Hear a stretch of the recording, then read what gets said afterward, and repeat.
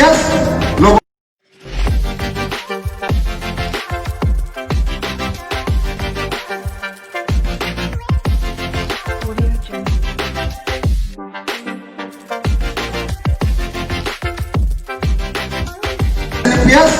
लोगों की जिंदगियां संवारने के लिए बनाई है, लोगों की जिंदगियां बदलने के लिए बनाई है। और मैं एसपीएस का एमडी नहीं हूं, ये सोच के बाजार में मत जाया करो तुम इस कंपनी के मालिक हो, जनता इस कंपनी की मालिक है, ये सोच के बाजार में जाया करो।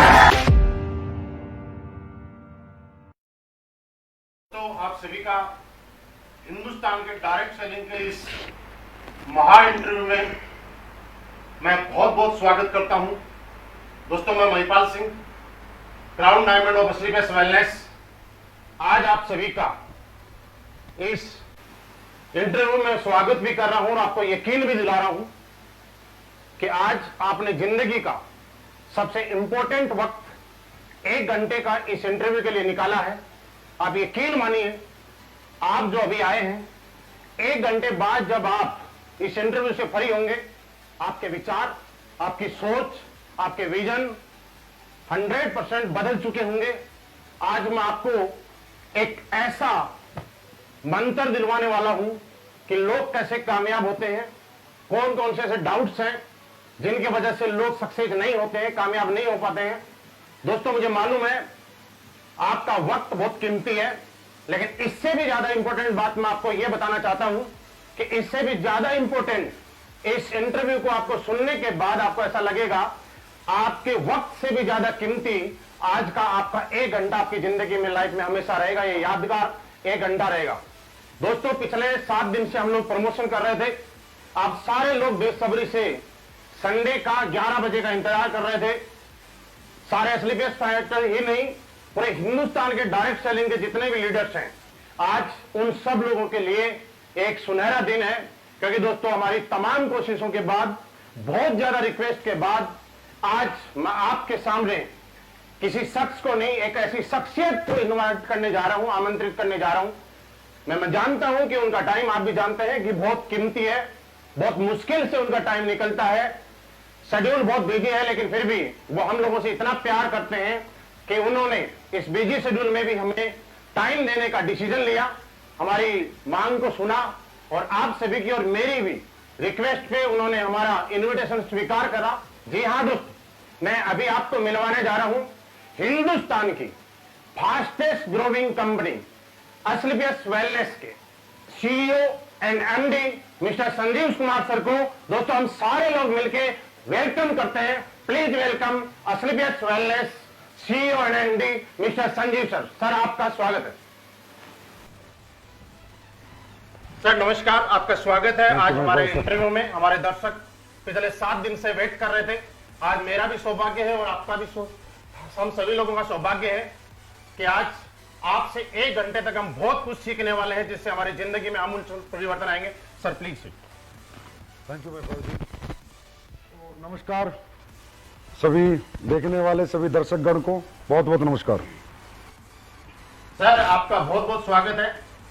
पिछले 7 दिन से जैसे ही हम यहाँ पे प्रमोशन कर रहे थे जी, लोगों ने बहुत सारे सवाल किए, बहुत सारी चीजें आपके पास जानने चाहते हैं। मैं तकरीबन 2000 से ज्यादा सवाल आए थे, सभी के सवाल तो नहीं ले पाया क्योंकि इतने कम टाइम में सबके सवाल लेना थोड़ा मुश्किल है। लेकिन उसके बाद भी मैंने तमाम ऐसे सवाल लोगों के यहाँ पे लिए हैं जिनके आज आपको जवाब देने ही होंगे, क्योंकि जनता जानना चाहती है। और आप में से भी बहुत सारे लोगों ने जो जो मेरे से सवाल किए हैं, मैं उनका जवाब जरूर आपको दिलाऊंगा। दोस्तों, सबसे पहले शुरुआत करते हैं। हमारे एक लीडर है, एसोसिएट है, मुझे नहीं मालूम, मेहताब सिंह चौहान किसी का नाम है। वो ये जानना चाहते हैं सर के बारे में कि सर पहले क्या करते थे, कैसे थे, कहां से आए, कैसे डायरेक्ट सेलिंग में आए। सर, हम ये जानना चाहते हैं कि आप इस इंडस्ट्री में आने से पहले क्या किया करते थे, आपका इस इंडस्ट्री के अंदर आने से पहले किस प्रोफेशन में आप काम करना चाहते थे, आप कहां से हैं, इस बारे में थोड़ा सा आप बताएं। तो सबसे पहले तो नमस्कार सभी दर्शकगण को एक बार फिर। तो महिपाल जी, मैं रहने वाला हूं अपना गाजियाबाद डिस्ट्रिक्ट और मोदीनगर वहाँ पर एक सिटी है, उसके पास एक गांव है छोटा सा खंजरपुर। बचपन में पढ़ाई लिखाई करने के बावजूद, क्योंकि मेरे पापा आर्मी में थे, तो उनसे इंस्पिरेशन मुझे मिला और मैंने आर्मी ज्वाइन करी।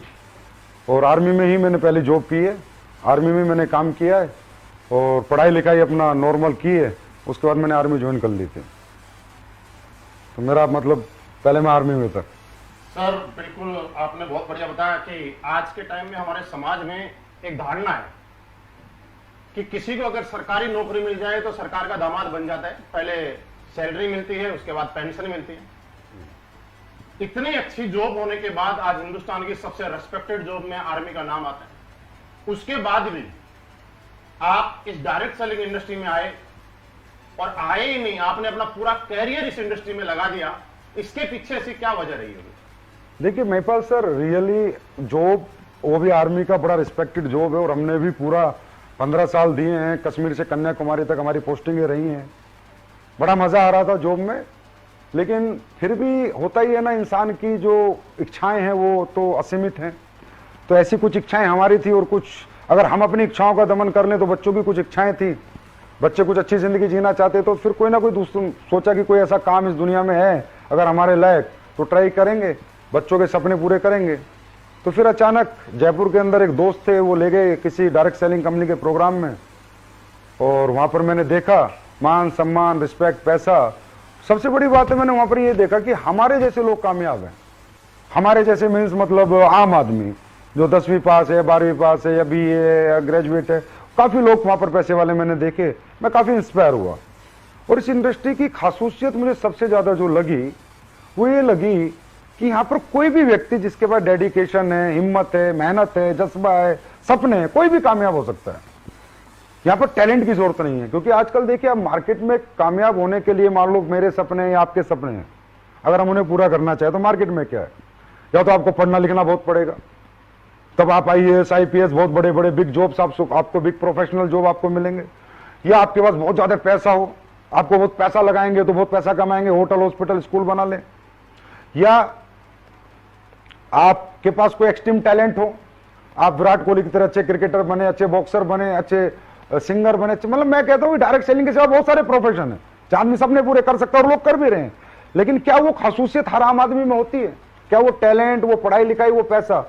तो बस मुझे इस इंडस्ट्री की सबसे बड़ी ब्यूटी ये लगी कि यार जिसके पास यहाँ पर पढ़ाई नहीं है वो भी कामयाब है, जिसके पास कोई एक्सट्रीम टैलेंट नहीं है, सिंगर, डांसर, बॉक्सर, क्रिकेटर बनने का, वो भी कामयाब है, जिसके पास बहुत सारा पैसा नहीं है लगाने को, बिना पैसा लगाए वो भी कामयाब है, क्योंकि यहाँ पैसा तो कुछ लगता ही नहीं है। जब पैसा नहीं लगता तो कोई रिस्क नहीं है यहाँ पर। उसके बाद इस काम में करने में जो सिस्टम है कंपनियों के, डायरेक्ट सेलिंग के जो सिस्टम है कंपनीज के, एजुकेशन सिस्टम, वो बड़ी मदद करते हैं किसी भी आम आदमी को कामयाब करने के लिए। अगर वो नहीं भी काम करना जानता तो भी उसे काम करना सिखा देते हैं और उससे कामयाब कर देते हैं। और सबसे बड़ी बात है कि मर्जी का काम है, मेरी मर्जी में आज करूं ना करूं, 2 दिन ना करूं, तीसरे दिन करूं। और सबसे जो ब्यूटीफुल मुझे इसकी ब्यूटी लगी, बड़ी ब्यूटी, वो था महिपाल जी पैसिव इनकम, कि एक बार मेहनत कर ली जाए जोर लगा के और जिंदगी भर बैठ के खाया जाए। तो ये कुछ ऐसी ब्यूटीज है जो मुझे नजर आई, इसलिए मैंने इंडस्ट्री चुनी, क्योंकि मेरे जैसा व्यक्ति मुझे लगता है यहीं पर कामयाब हो सकता था। 1-2 लोगों ने सवाल किया है, जिनका नाम है अमित शंकर, PM पटेल। ये बात ये पूछते हैं कि सर ये पावर हमें और आप सबको समझ में आती है, लेकिन आज हमारा समाज और लोग, आम लोग इस इंडस्ट्री को लेकर नेगेटिव क्यों? बहुत बढ़िया। क्या नाम बताया आपने जिन्होंने सवाल पूछा है? अमित शंकर है, एक PM पटेल है। तो अमित शंकर जी, PM पटेल जी, आपका सवाल बहुत जेन्युइन है और बहुत रियल सवाल है, और इस सवाल का जवाब अपने अपने एक्सपीरियंस के अनुसार हर व्यक्ति अपने अनुसार देगा। लेकिन जो मैंने सीखा है अपने इस जीवन में, जो समझा है डायरेक्ट सेलिंग में, वो ये है कि अगर समाज किसी चीज के प्रति नेगेटिव है तो 100% वहां कुछ तो नेगेटिव रहा होगा। क्योंकि मुझे जीवन में ये सिखाया गया है, या मैंने अपने जीवन के एक्सपीरियंस से अपनी उम्र में ये देखा है, इस उम्र में, कि समाज इंसान को बनाता है और समाज इंसान को गिराता है। अगर समाज किसी सरकार के प्रति पॉजिटिव है तो वहां सरकार बना देता है, और समाज अगर किसी सरकार के प्रति नेगेटिव है तो सरकार को गिरा देता है। अल्टीमेटली हर कामयाबी की जो वजह है, हर सक्सेस की जो वजह है, वो समाज है। समाज चाहे तो कोई स्कूल चला देता है, समाज चाहे तो फ्लॉप कर देता है, समाज चाहे तो किसी फिल्म को हिट कर देता है, समाज चाहे तो फ्लॉप कर देता है। इसका मतलब सब कुछ तो समाज ही है। अब समाज डायरेक्ट सेलिंग को लेकर नेगेटिव है, आप बिल्कुल अपनी जगह सही हैं और सही कह भी रहे हैं। तो मुझे ऐसा लगता है कि डायरेक्ट सेलिंग में कुछ ना कुछ तो ऐसा होता होगा कि जिससे लोग नेगेटिव हैं। तो महिपाल जी, उसके लिए एक छोटी सी मैं अपना एक्सपीरियंस शेयर करना चाहूंगा। डायरेक्ट सेलिंग जो बिजनेस है महिपाल जी, इसको लोग सोचते हैं कि ये कुछ अलग बिजनेस है। ये ऐसा कुछ भी नहीं है। ये समाज क्यों नेगेटिव है, इसका आपके इस क्वेश्चन का आंसर मेरी थोड़ा सा डायरेक्ट सेलिंग के एक्सपीरियंस में नॉलेज शेयर करूंगा तो आपको अपने आप ही मिल जाएगा। डायरेक्ट सेलिंग इंडस्ट्री जो है, ये कोई स्पेशल इंडस्ट्री नहीं है, कुछ अलग नहीं है। ये बेचने का एक तरीका है, एडवांस वर्जन ऑफ सेलिंग।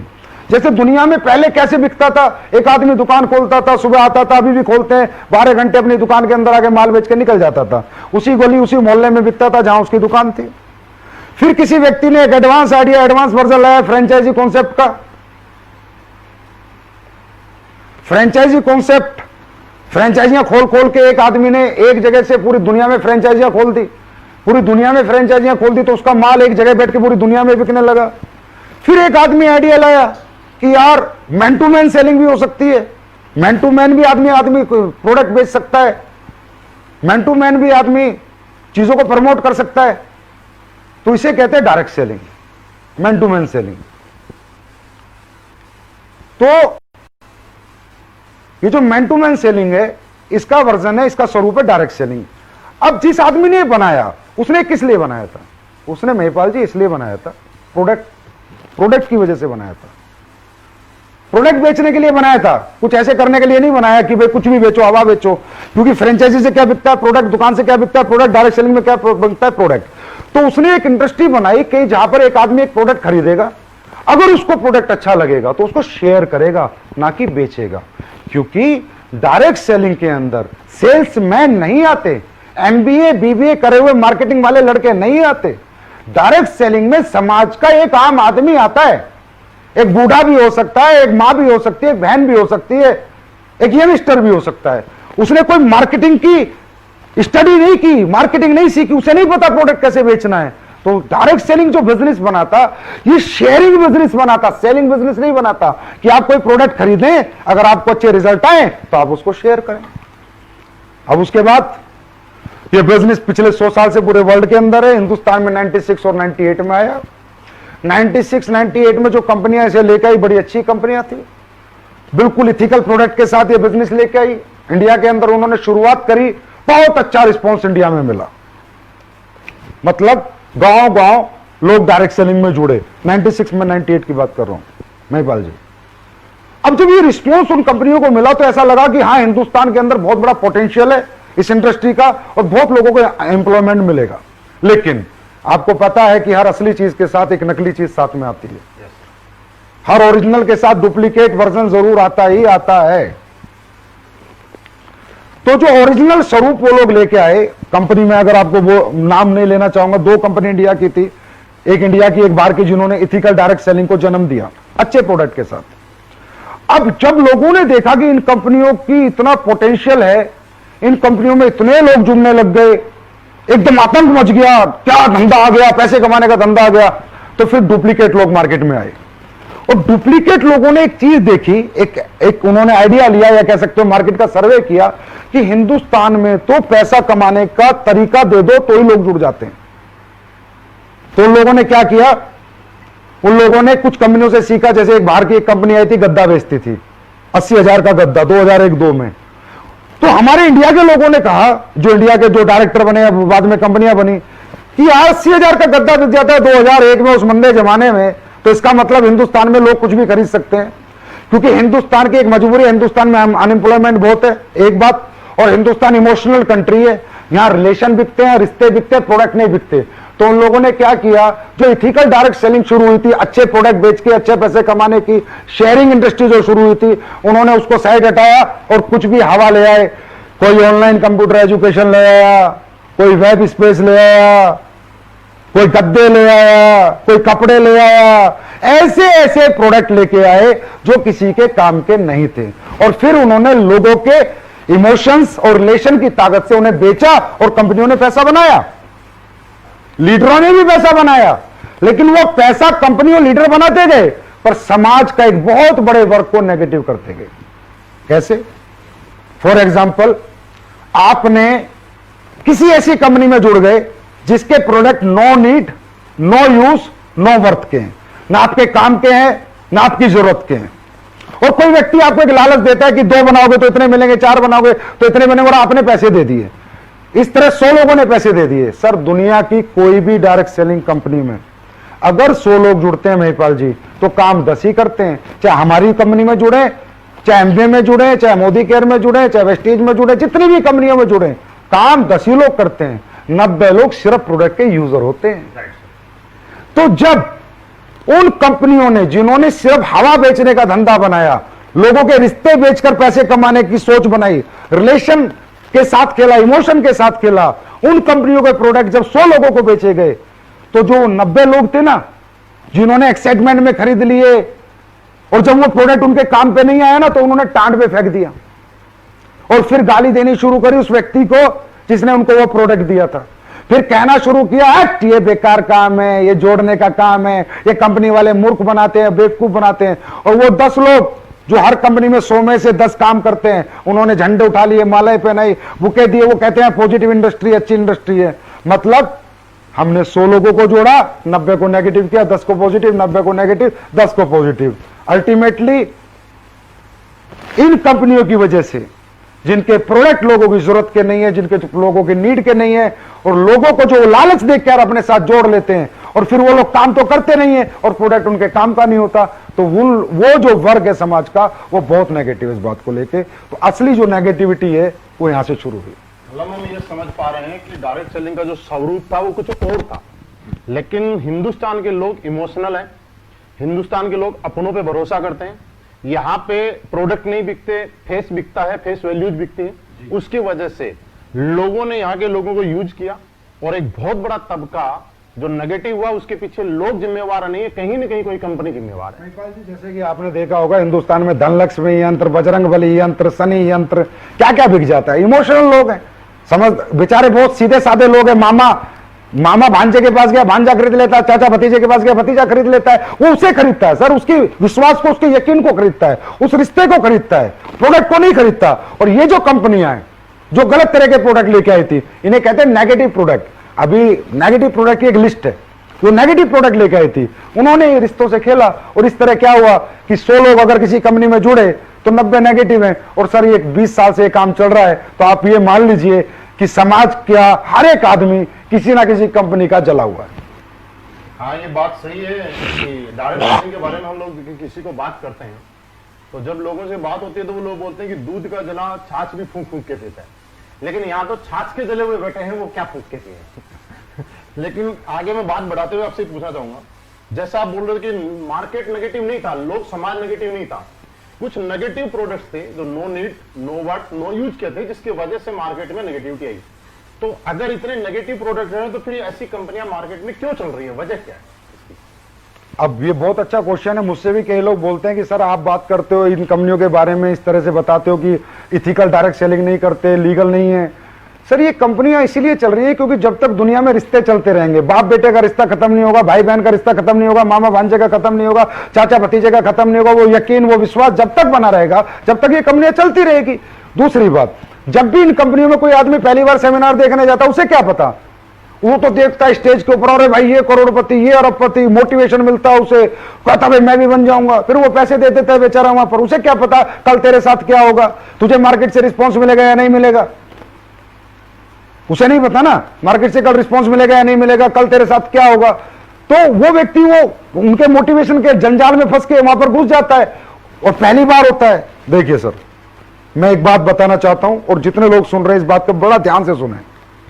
जो भूखा आदमी होता है ना, यहां पर कौन आते हैं डायरेक्ट सेलिंग में, कौन आते हैं, middle class, lower middle class, upper middle class, ये सब भूखे होते हैं, इनके पास सपने होते हैं। इन्हें किसी भी कंपनी का पहली बार जिंदगी में जो प्रोग्राम देखते हैं ना, ये उससे इंस्पायर होकर जुड़ जाते हैं। भूखे आदमी को आप कच्ची रोटी दे दो, पकी हुई रोटी दे दो, आधी पकी कच्ची दे दो, बेचारा खा लेता है। लेकिन जब समझदारी आती है तो समझ में आता है कि ये 5-6 साल ये जो तूने मोटिवेशन के चक्कर में निकाले, ये जो इन कंपनियों के चक्कर में निकाले, ये आडंबर में निकाले, फिर बहुत लेट हो जाता है। वो एक कहावत है, when you understand the game of your life you are too old to play. वो 5-6 साल उसके बर्बाद हो जाते हैं। तो ये एक बहुत बड़ा रीजन है कि पहली बार लोग आते हैं और इस मोटिवेशन के जंजाल में फंस के बाद में जब तक उन्हें बेचारों को समझ आती है तब तक समय उनका बीत चुका होता है। कि पहले आप असलीपियस वेलनेस से पहले किसी कंपनी में काम किया करते थे, मतलब डायरेक्ट सेलिंग किया करते थे। उसके बाद आपके मन में असलीपियस वेलनेस खोलने का विचार आया, कहीं इसके पीछे भी कोई ऐसी वजह तो नहीं रही कि आपका मन में भी पैसे बनाने का मकसद हो या लालच कहीं आपके मन में जाग गया हो, तो उसकी वजह से आपने डायरेक्ट सेलिंग को छोड़कर कंपनी खोलने का डिसीजन ले लिया? इसमें ना महिपाल जी एक सवाल मेरे पास भी आया था। वो सवाल ये था कि सर डायरेक्ट सेलिंग में लोग बहुत पैसे कमा लेते हैं, मर्सिडीज फरारी ले लेते हैं, लेकिन उसके बावजूद भी उनकी सोशल रिस्पेक्ट नहीं होती। तो वहां से मेरी कहानी वहीं से मैच होती है। तो मैं उन लोगों को जवाब देना चाहता हूं, बिल्कुल सही बात है कि डायरेक्ट सेलिंग के लीडर की सोशल रिस्पेक्ट नहीं है, जबकि होनी चाहिए। क्योंकि जो काम डायरेक्ट सेलिंग के लीडर करते हैं, लोगों को कामयाब करते हैं, लोगों को नॉलेज देते हैं, टैलेंट देते हैं, मोटिवेट करके रखते हैं, नाकामयाब को कामयाब बनाते हैं। मैं तो ये कहूंगा डायरेक्ट सेलिंग का लीडर से बड़ा धर्मात्मा इस धरती के ऊपर दोस्तों कोई नहीं है, चाहे वो किसी भी कंपनी का डायरेक्ट सेलर हो। क्योंकि भैया दान करना एक दिन कर सकते हो, अनाथ आश्रम में एक दिन दान कर सकते हो, मंदिर में एक दिन दान कर सकते हो, मस्जिद में एक दिन दान कर सकते हो, लेकिन दुनिया का सर्वोपरि दान है किसी नाकामयाब को कामयाब करना, और ये डायरेक्ट सेलिंग के लीडर्स करते हैं। तो क्या इनको सोशल रिस्पेक्ट मिलनी चाहिए, नहीं मिलनी चाहिए? तो आवाज आती है मिलनी चाहिए। क्या मिलती है? बिल्कुल नहीं मिलती। फिर मैं वही कहूंगा क्यों नहीं मिलती। एक लड़के ने एक बिजनेस शुरू किया अपने गांव से। आदमी पहले कहां जाता है? रिश्तेदार और गांव वालों के पास जाता है जब भी किसी कंपनी में जुड़ता है। औरतों से ऐसा तो नहीं रोड चलते हुए किसी को प्लान दे देगा। अब जब वो उनके पास जाता है वो उसकी भरोसे में बात मान के विश्वास करके पैसे दे देते हैं उसे, रिश्तेदार भी और सारे गांव वाले भी। अब अगर वो किसी गलत कंपनी के साथ ज्वाइन है जिसने हवा बेची है, जो प्रोडक्ट के नाम पर पागल बना रही है, जो अपॉर्चुनिटी सेलिंग जो चलता है आज मार्केट में, अपॉर्चुनिटी सेलिंग, चलो मुझे आज तक ये समझ में what is the bloody opportunity selling? Opportunity selling होता क्या है? ये हवा कहां बिकती है? अगर ये हवा बिकती तो Reliance, Ambani, Tata, Birla, Apple, Samsung, LG ये क्यों नहीं बेच रहे? ये क्यों 24 घंटे प्रोडक्ट की R&D पे लगे रहते हैं? क्यों प्रोडक्ट पे फोकस करते हैं? रोज एडवांस वर्जन ऑफ प्रोडक्ट बनाते हैं, दिन रात मेहनत करते हैं, इतनी हजारों लाखों फैक्ट्रियां लगाते हैं। लेकिन डायरेक्ट सेलिंग की कुछ कंपनी में बड़ा मजेदार एक डायलॉग है, अपॉर्चुनिटी सेलिंग। अरे भाई क्या होती है अपॉर्चुनिटी सेलिंग? मुझे आज तक समझ नहीं आया। तो वो अपॉर्चुनिटी सेलिंग वाली कंपनियों में जो बच्चा फंस जाता है, फिर वो अपने गांव को जोड़ देता है, अपने रिश्तेदारों को जोड़ देता है, वो 100 लोगों को जोड़ता है महिपाल जी, वो 10 लोग काम करते हैं, 90 लोग नेगेटिव हो जाते हैं। अब जब वो बच्चा BMW फरारी लेके आता है और अपने मामा के घर के आगे से निकलता है ना, तो सगा मामा बोलता है भांजे नहीं मिला था लूटने के लिए। सगी बुआ बोलती है भतीजे मुझे 15,000 डुबो के, 20,000 डुबो के, 10,000 डुबो के, 500 रुपए कमा के, 1000 रुपए कमा के तूने मेरा नुकसान करना था। ये गाड़ी है ना तूने मेहनत से नहीं ली, लोगों को लूट कर ली है।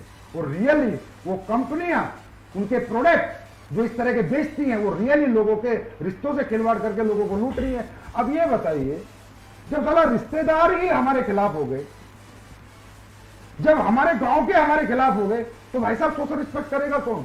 इसका एक ही कारण है, हवा बेचना, अपॉर्चुनिटी सेलिंग। जो भी लोग अपॉर्चुनिटी सेलिंग करेंगे उनको कभी मार्केट में सोशल रिस्पेक्ट ना मिलती थी ना मिलेगी, ये मैं गारंटी देता हूं। और जो लोग ईमानदारी से अच्छे प्रोडक्ट बेच रहे हैं, जिनके प्रोडक्ट में रिजल्ट है, प्रोडक्ट गरीब आदमी के काम आ रहे हैं, गरीब आदमी रो नहीं रहा पैसे देके, पैसे लगा के उसकी आत्मा उसे बद्दुआ नहीं दे रही, उसकी आत्मा दुआ दे रही है, उनकी मैं बताता हूं महिपाल जी, इतिहास रचा है स्लीपियस वेलनेस के फाइटर्स ने, लीडर्स ने। और सबको बताता हूं, अभी देख लेना 15 अगस्त आ रहा है, हमारे फाइटरों को लोग झंडा फहराने के लिए बुलाते हैं, लीडर्स को। Yes, sir. ये है सोशल रिस्पेक्ट। क्योंकि हमने अगर 100 लोगों को प्रोडक्ट दिया है ना सर, मैं सबकी 100 आउट ऑफ 100 की बात नहीं करता, पर 80% को रिजल्ट आता है, 20% को नहीं आता, तो हम 100 में से 80 को पॉजिटिव कर रहे हैं। तो ये मुहिम हमने 6 साल पहले चलाई। और दूसरी बात, एक आखिरी बात, मैं लीडर्स आपसे बात पूछना चाहता हूं, ये जो एक डायलॉग आता है आपके सेमिनार में, कोई भी अच्छी चीज अगर आप खरीदते हो तो 4 आदमी को बताते हो, आपको पैसे नहीं आते। कोई भी अच्छी चीज आप खरीदते हो, 4 आदमी को, कोई अच्छी पिक्चर देख के आते हो, 4 आदमी को दिखाते हो, पैसे नहीं आते। अरे मेरे भाई, इसमें एक लाइन है, अच्छी चीज खरीदते हो तब 4 आदमी को बताते हो। क्या कोई गलत फिल्म देखकर, फ्लॉप फिल्म देखकर कभी 4 आदमी को लेके गए? क्या गलत स्कूल में अपने बच्चों को पढ़ाया तो उस स्कूल को प्रमोट किया? क्या गलत डॉक्टर को खुद को दिखाया तो प्रमोट किया? तो मेरे भाई एक बात ध्यान में रखो, ये बात, गलत चीजें प्रमोशन में नहीं होती। मैन टू मैन एडवर्टाइजमेंट अच्छी चीजों का होता है। तो ये बात भी ध्यान रखा करो कि अच्छी चीज खरीद के लाते हैं, और अच्छी चीज वो होती है जो लोगों के नीड की हो, लोगों के यूज की हो, लोगों के वर्थ की हो। बिल्कुल सर, हम इसी के पीछे थे कि डायरेक्ट सेलिंग करते करते मेरा सवाल कुछ बीच में रह गया कि आखिर ये कंपनी खोलने के पीछे वजह क्या रही होगी? महिपाल जी, डायरेक्ट सेलिंग करते करते मेरी अच्छी खासी टीम थी जिस भी कंपनी में मैं काम करता था, लेकिन मैंने पैसे कमाए थे, मैंने गाड़ी भी ली, मैंने बंगला भी लिया, मेरे पास अचीवमेंट भी थी, क्योंकि समझ सकते हो तो मैं एक्स्ट्राऑर्डिनरी टैलेंट नहीं कहूंगा, मेहनत है मेरी। लेकिन जो लोग मेरे साथ थे ना, उनका सक्सेस रेशियो बहुत कम था। मान लो मेरे पास 20,000 लोग थे ना, तो उसमें मात्र 20 ही आदमी पैसे कमा रहे थे। ओके। तो जब नीचे वाले बच्चे पैसे नहीं कमा रहे थे और उनकी हाल लगती थी ना, कोई कमरा लेके कहीं पड़ा है, कोई कमरा ले, एक लड़का था, मैं नाम नहीं बताऊंगा, तो उस लड़के ने मुझे फोन किया कि गुरुजी मैं कमरा लेके रहता हूं और जो मैं प्रोडक्ट बेचता हूं लोग मेरे मुंह पे फेंक के चले जाते हैं, और मेरे को 5 साल हो गए, मैं अभी तक कुछ नहीं कमा पाया। तो वो चीज मुझे दर्द दिया, एक बात। दूसरी बात, जिन लोगों को मैंने प्रोडक्ट बेचे थे, जहां भी मैं काम करता था, मैंने बीमेल में बहुत बेचे थे, तो जिन लोगों ने मुझसे बीमेल, उनमें चाचा, फूफा, मामा, रिश्तेदार, साला, साली बहुत लोग थे। तो जब उनकी 4 साल हुए और पैसा लेने गए, 60,000 उन्होंने जमा करा तो उन्हें 30,000 रुपए मिले। 60,000 के 30,000? 30,000, क्योंकि नेगेटिव प्रोडक्ट था ये, मान लो आप। ऐसी पॉलिसियां थी जो किसी काम की नहीं थी, सिर्फ हवा बेची थी हमने।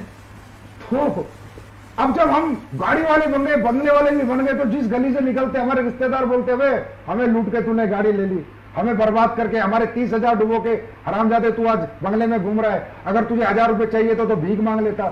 तो उन चीजों से मैं इतना निराश हो गया, इतना हताश हो गया। एक तो लोग नाकामयाब, मेरे साथ 20-30,000 लोग थे, उनमें बहुत कम कामयाब। एक जो मैंने कमाया तो नाम नहीं कमाया, सम्मान नहीं कमाया, पैसा आया लेकिन सोशल रिस्पेक्ट मेरी गायब हो गई। ये सोच के महिपाल जी, आपको अगर मैं सही बताऊं तो मैंने तो काम ही छोड़ दिया था। मैंने डायरेक्ट सेलिंग को 2012-13 में रिजाइन ही कर दिया था, 12 में। मतलब इस इंडस्ट्री से आप आउट हो गए थे? हाँ, हमेशा के लिए। मैं आपको रियल बताऊं, मैं मतलब मेरा दिल उब गया, मैं साला घटिया काम नहीं करना, क्योंकि हमें ना पता क्या सिखाया गया था कि बुरी चीजें बेचकर ही अच्छे पैसे कमाए जा सकते हैं। वो मेरे गले से नहीं उतर रहा था। अरे भाई, एप्पल भी बेच रहा है मोबाइल, सैमसंग भी एलईडी बेच के कमा रहा है, मारुति कार बेच के कमा रही है, घटिया प्रोडक्ट बेचकर ही अच्छे पैसे कमाए जा सकते हैं ना। ये बात मेरे गले नहीं उतरी, तो मैंने रिजाइन ही कर दिया इस इंडस्ट्री को, और मैं 2 साल के लिए अपना निकल गया, जैसा भी मेरा वक्त गुजरा। लेकिन इस 2 साल में जो है मुझे काफी नॉलेज मिली, काफी आइडियाज मिले, क्योंकि वो कहते हैं ना, डायरेक्ट सेलिंग है, काम तो छोड़ दिया 2 साल, लेकिन इतनी दूरी नहीं बना पाया कि इससे बिल्कुल टच ना रहूं। ये कहते हैं प्लास्टिक का कीड़ा है ना मरता। हाँ, मार्केट में एक ऐसा लोग बोलते हैं कि एक बार जिसके अंदर एक कीड़ा घुस गया वो छोड़ नहीं सकता, चाहे कुछ भी हो जाए। हाँ, तो मैं छोड़ नहीं पाया। तो मैंने फॉरेन कंट्रीज में बात, यूएसए वगैरह के कुछ लोग मुझसे जुड़ गए थे, कनाडा के कुछ लीडर जुड़ गए थे, तो डिस्कशन होने लगा। तो जैसे डिस्कस होता है इंडियन एमएलएम इंडस्ट्री, वहां की इंडस्ट्री, तो काफी डिफरेंस मैंने देखा उन कंट्रियों में ना करोड़ों अरबों खरबों के टर्नओवर से सर डायरेक्ट सेलिंग कंपनियों के कारण, बिकॉज ऑफ प्रोडक्ट। वो लोग कहते हैं, उनकी पंच लाइन है बिजनेस करने की, उनकी बाहर की डायरेक्ट सेलिंग कंपनी की, कि इतना जबरदस्त प्रोडक्ट बनाओ जिसकी टक्कर का ट्रेडिशनल मार्केट में ना मिले। ओके। वो कहते हैं कि अगर तुम्हारी क्वालिटी ट्रेडिशनल मार्केट में मिल गई तो तुमने डायरेक्ट सेलिंग कंपनी क्यों बनाई और क्यों प्रोडक्ट बेचे। मतलब उनका प्राइमरी प्रोडक्ट सेलिंग है, अपॉर्चुनिटी भाड़ में जाए बाद में सेकेंडरी है। और आज इंडिया में अगर मैं बात करूं, सबसे बड़ा टर्नओवर किसका है? एमवे का। क्यों है? प्राइमरी प्रोडक्ट सेलिंग है, 3,000 करोड़ का टर्नओवर है। ये हवा बेचने वाली कंपनी अभी तक नहीं कर पाई, ना कभी कर पाएंगी 3,000 करोड़ का। क्यों? क्योंकि उनके पास प्रोडक्ट नहीं है। तो बाहर जब मुझे ये नॉलेज मिली कि इथिकल डायरेक्ट सेलिंग करी जा सकती है अगर प्रोडक्ट आपका ऐसा हो कि जिसकी टक्कर का प्रोडक्ट ट्रेडिशनल मार्केट में ना हो, आप डंके की चोट पे अपना प्रोडक्ट बेच सको और लोगों को कह सको कि तू हमारी कंपनी से ले, बाजार में तुझे इस क्वालिटी का प्रोडक्ट मतलब एक बार अगर उस कंपनी का प्रोडक्ट किसी ने यूज किया तो जिंदगी भर वो दीवाना हो जाए उस प्रोडक्ट का। रीपरचेज करे, बार बार हमें याद करे, जिस आदमी ने प्रोडक्ट दिया उसकी इज्जत करे, उसको रिगार्ड करे, उसको दुआएं दे, उसे बददुआएं ना दे। तो जब से मुझे ये बात पता चली कि बुरी चीजें नहीं, अच्छी चीजें बेचकर भी डायरेक्ट सेलिंग हो सकती है, तब फिर मैंने विचार बनाया कि चलो भाई शुरुआत करते हैं। जैसे आपने एक अभी कहा कि सर आपके मन में लालच तो नहीं था कंपनी बनाने के पीछे, तो महिपाल जी जब मुझे नॉलेज हो गई कि भाई अच्छी प्रोडक्ट भी हैं, दुनिया में अच्छी कंपनियां भी हैं जिनके अच्छे प्रोडक्ट बेचकर आप अच्छे पैसे कमा सकते हो, और नीड के प्रोडक्ट, यूज के प्रोडक्ट, वर्क के प्रोडक्ट। तो मैंने क्या किया, आकर कंपनियां सर्च करनी शुरू करी। फॉरेन कंपनी में तो मैं काम नहीं करना चाहता था, तो मैंने इंडियन कंपनी ज्यादातर सर्च करी कि चलो यार अच्छी कंपनी में काम करते हैं। बहुत अच्छी अच्छी कंपनी इंडिया में भी, ऐसी बात नहीं है। मैंने उनके प्रोडक्ट देखे, बहुत अच्छे प्रोडक्ट मिले मुझे कुछ कंपनियों के, तो पैसा नहीं। कोई कंपनी पैसा दे रही है तो प्रोडक्ट नहीं। कहीं ना कहीं मुझे उनकी नीयत में वो चीज लगी नहीं जो होनी चाहिए, खोट कहीं ना कहीं दिखा। मतलब सारा प्रोडक्ट अच्छा है तो कंडीशन इतना, कंडीशनल प्लान इतना है कि पैसा नहीं दे रहे, और पैसा दे रहे हैं तो प्रोडक्ट के नाम पे पूरा कचरा दे रहे हैं। तो फिर मैं हताश हो गया। मतलब इंडिया की कोई कंपनी मैंने नहीं छोड़ी, कंपनियां बहुत अच्छी हैं, लेकिन मैं कह सकता हूं मेरे विचारों पे वो खरी नहीं उतरी। तो मैंने सारी कंपनी ट्राई करी है महिपाल जी, कोई छोड़ी नहीं। मैं नेटवर्किंग करना चाहता था, मैं कंपनी कभी नहीं खोलना चाहता था। ये बात मैं सबको बता रहा हूं, मैं कभी जिंदगी में कंपनी खोलना नहीं चाहता था, क्योंकि कंपनी खोलना एक नेटवर्कर का काम ही नहीं है। मैं एक मोटिवेटर था, एक ट्रेनर था, एक लीडर था। मुझे पैसिव इनकम में जो मजा आता, किसी कंपनी में काम करके 10-20 लाख का नेटवर्क बना के जो आज मैं जिंदगी जी रहा होता, आज वो नहीं जीता। आज लाखों लायबिलिटीज मेरे ऊपर है। मैं पहले भी जानता था, इतना मैच्योर था कि कंपनी बनाना अपने आप में बहुत बड़ी जिम्मेदारी है, बहुत बड़ा प्रेशर है। आपको हर दिन हर घंटे फोकस रहना पड़ेगा। आप कभी भी कंपनी मालिक होकर पैसिव इनकम नहीं ले सकते। तो महिपाल जी मैं कंपनी नहीं बनाना चाहता था। मतलब आपका कंपनी बनाने का कोई मकसद नहीं था? बिल्कुल नहीं। ये कंपनी मैं ऐसा समझ सकता हूं कि चाहत में नहीं, मजबूरी में बनी है। मैं बताता हूं आपको, मैंने फिर एक कंपनी फाइनल करी लास्ट में कि चलो भाई इसमें काम करते हैं, सितंबर 2014 में। बस आज फाइनल करी, कल उसकी भी नियत में खोट दिखा। मतलब कि दिखाई नहीं कि कोई लोगों के लिए कुछ करने आ रही है, पब्लिक के लिए कुछ समर्पण के साथ आ रही है कोई कंपनी। ऐसा लग रहा है बस सब लूट का माल निकाल लो जितना निकाल सकते हो। बस फिर मैंने कहा चलो भाई ये झंडा हम ही पकड़ते हैं। लालच था, किस चीज का लालच था? जो लोग मेरे साथ जीवन लगाया था, जो नाकामयाब हो गए थे, उनको कामयाब करने का लालच था। लालच था मुझे उन लोगों के लिए जो 6-6 साल से कंपनियों में धक्के खा रहे हैं, और आज उनके घर वाले कहते हैं तूने क्या घटिया प्रोफेशन चुना, और जिनको कामयाबी नाम की चीज दूर दूर तक नजर नहीं आ रही, उनको कामयाब करने का लालच था। हर दुखी नेटवर्कर जितना था इंडिया में, उसको सुखी करने का, हर नाकामयाब नेटवर्कर को कामयाब करने का लालच मुझ में कल भी था, आज भी और हमेशा रहेगा। और इसी लालच ने कंपनी खुलवाई, क्योंकि मैंने ये सोचा कि संजीव कुमार, जब तेरे जैसे टैलेंट को कोई प्लेटफॉर्म अच्छा नहीं लग रहा, तो हजारों लाखों लोग तेरी तरह तड़पे हुए हैं जिन्हें एक अच्छे प्लेटफॉर्म की तलाश होगी, अच्छे एथिक्स, अच्छे प्रिंसिपल, अच्छे प्रोडक्ट, अच्छे प्लान की तलाश होगी।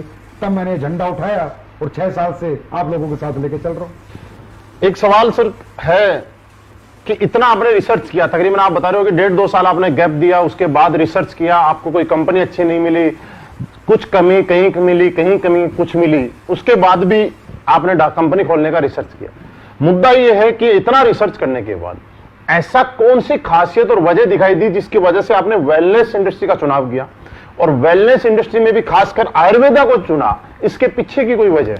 इसके पीछे की वजह यह है कि जब मैं रिसर्च कर रहा था, 2 साल का जो मेरा गैप था, और जो मैंने कहा यूएसए वगैरह, कनाडा वगैरह, जापान वगैरह, जिन भी लोगों से, लीडरों से मैं टच में था, तो जब मैं उनसे बात करता भाई तुम्हारे यहाँ सबसे टॉप में कौन सी कंपनी है, तो कहते sir wellness company, wellness industry. क्योंकि वेलनेस इंडस्ट्री आने वाले समय की $1 ट्रिलियन इंडस्ट्री है, because of life style disease. आज लाइफ स्टाइल डिजीज आप देख रहे हो, बोलबाला है उनका, शुगर वुगर, बीपी, हार्ट अटैक, ये सब चीजें। तो ये लाइफ स्टाइल डिजीज है, इसका सोल्यूशन किसके पास है? ओनली वेलनेस इंडस्ट्री के पास है, और किसी के पास इसका सोल्यूशन नहीं है। अब वेलनेस में मैंने आयुर्वेदा को क्यों चुना? क्योंकि वेलनेस में आज हमारे पास फूड सप्लीमेंट भी है, आयुर्वेदा नहीं अभी लेके आए हम, लेकिन मैंने आयुर्वेदा को प्रेफरेंस क्यों दिया? क्योंकि 5000 साल पुराना इतिहास हमारा बताता है कि हमारा आयुर्वेद कितना पावरफुल है। बड़ी से बड़ी लाइलाज बीमारी भी आयुर्वेद ठीक करता है। और अब ये कोरोना काल में भी बताना पड़ेगा मुझे, अब तो दुनिया मान रही है कि आयुर्वेद जो कर सकता है वो कोई नहीं कर सकता। तो मैंने आयुर्वेद को इसलिए चुना क्योंकि मैं ऐसा प्रोडक्ट देना चाहता था जिसमें नीड हो, जो जरूरत का हो, जिसमें लोगों को वर्थ हो, और जिस प्रोडक्ट को लेके लोग बद्दुआ ना दें। मैं कह रहा हूं दुआ ना दे हमें, कोई बद्दुआ भी ना दे, मुद्दा ये था। दूसरी बात, हमारा प्रोडक्ट में कोई आदमी लेता है ना सर, तो ऐसे नहीं लेके रख लेता लाओ लाओ लाओ, वो पक्का बॉडी को डिटॉक्सिफाई करने के लिए लेगा या उसके घर में कोई परेशानी होगी उसको ठीक करने के लिए लेगा। कहने का मतलब हम चिपकाते नहीं है, हम जरूरत पैदा नहीं करते, लोगों को जरूरत होती है वो प्रोडक्ट हम देते हैं।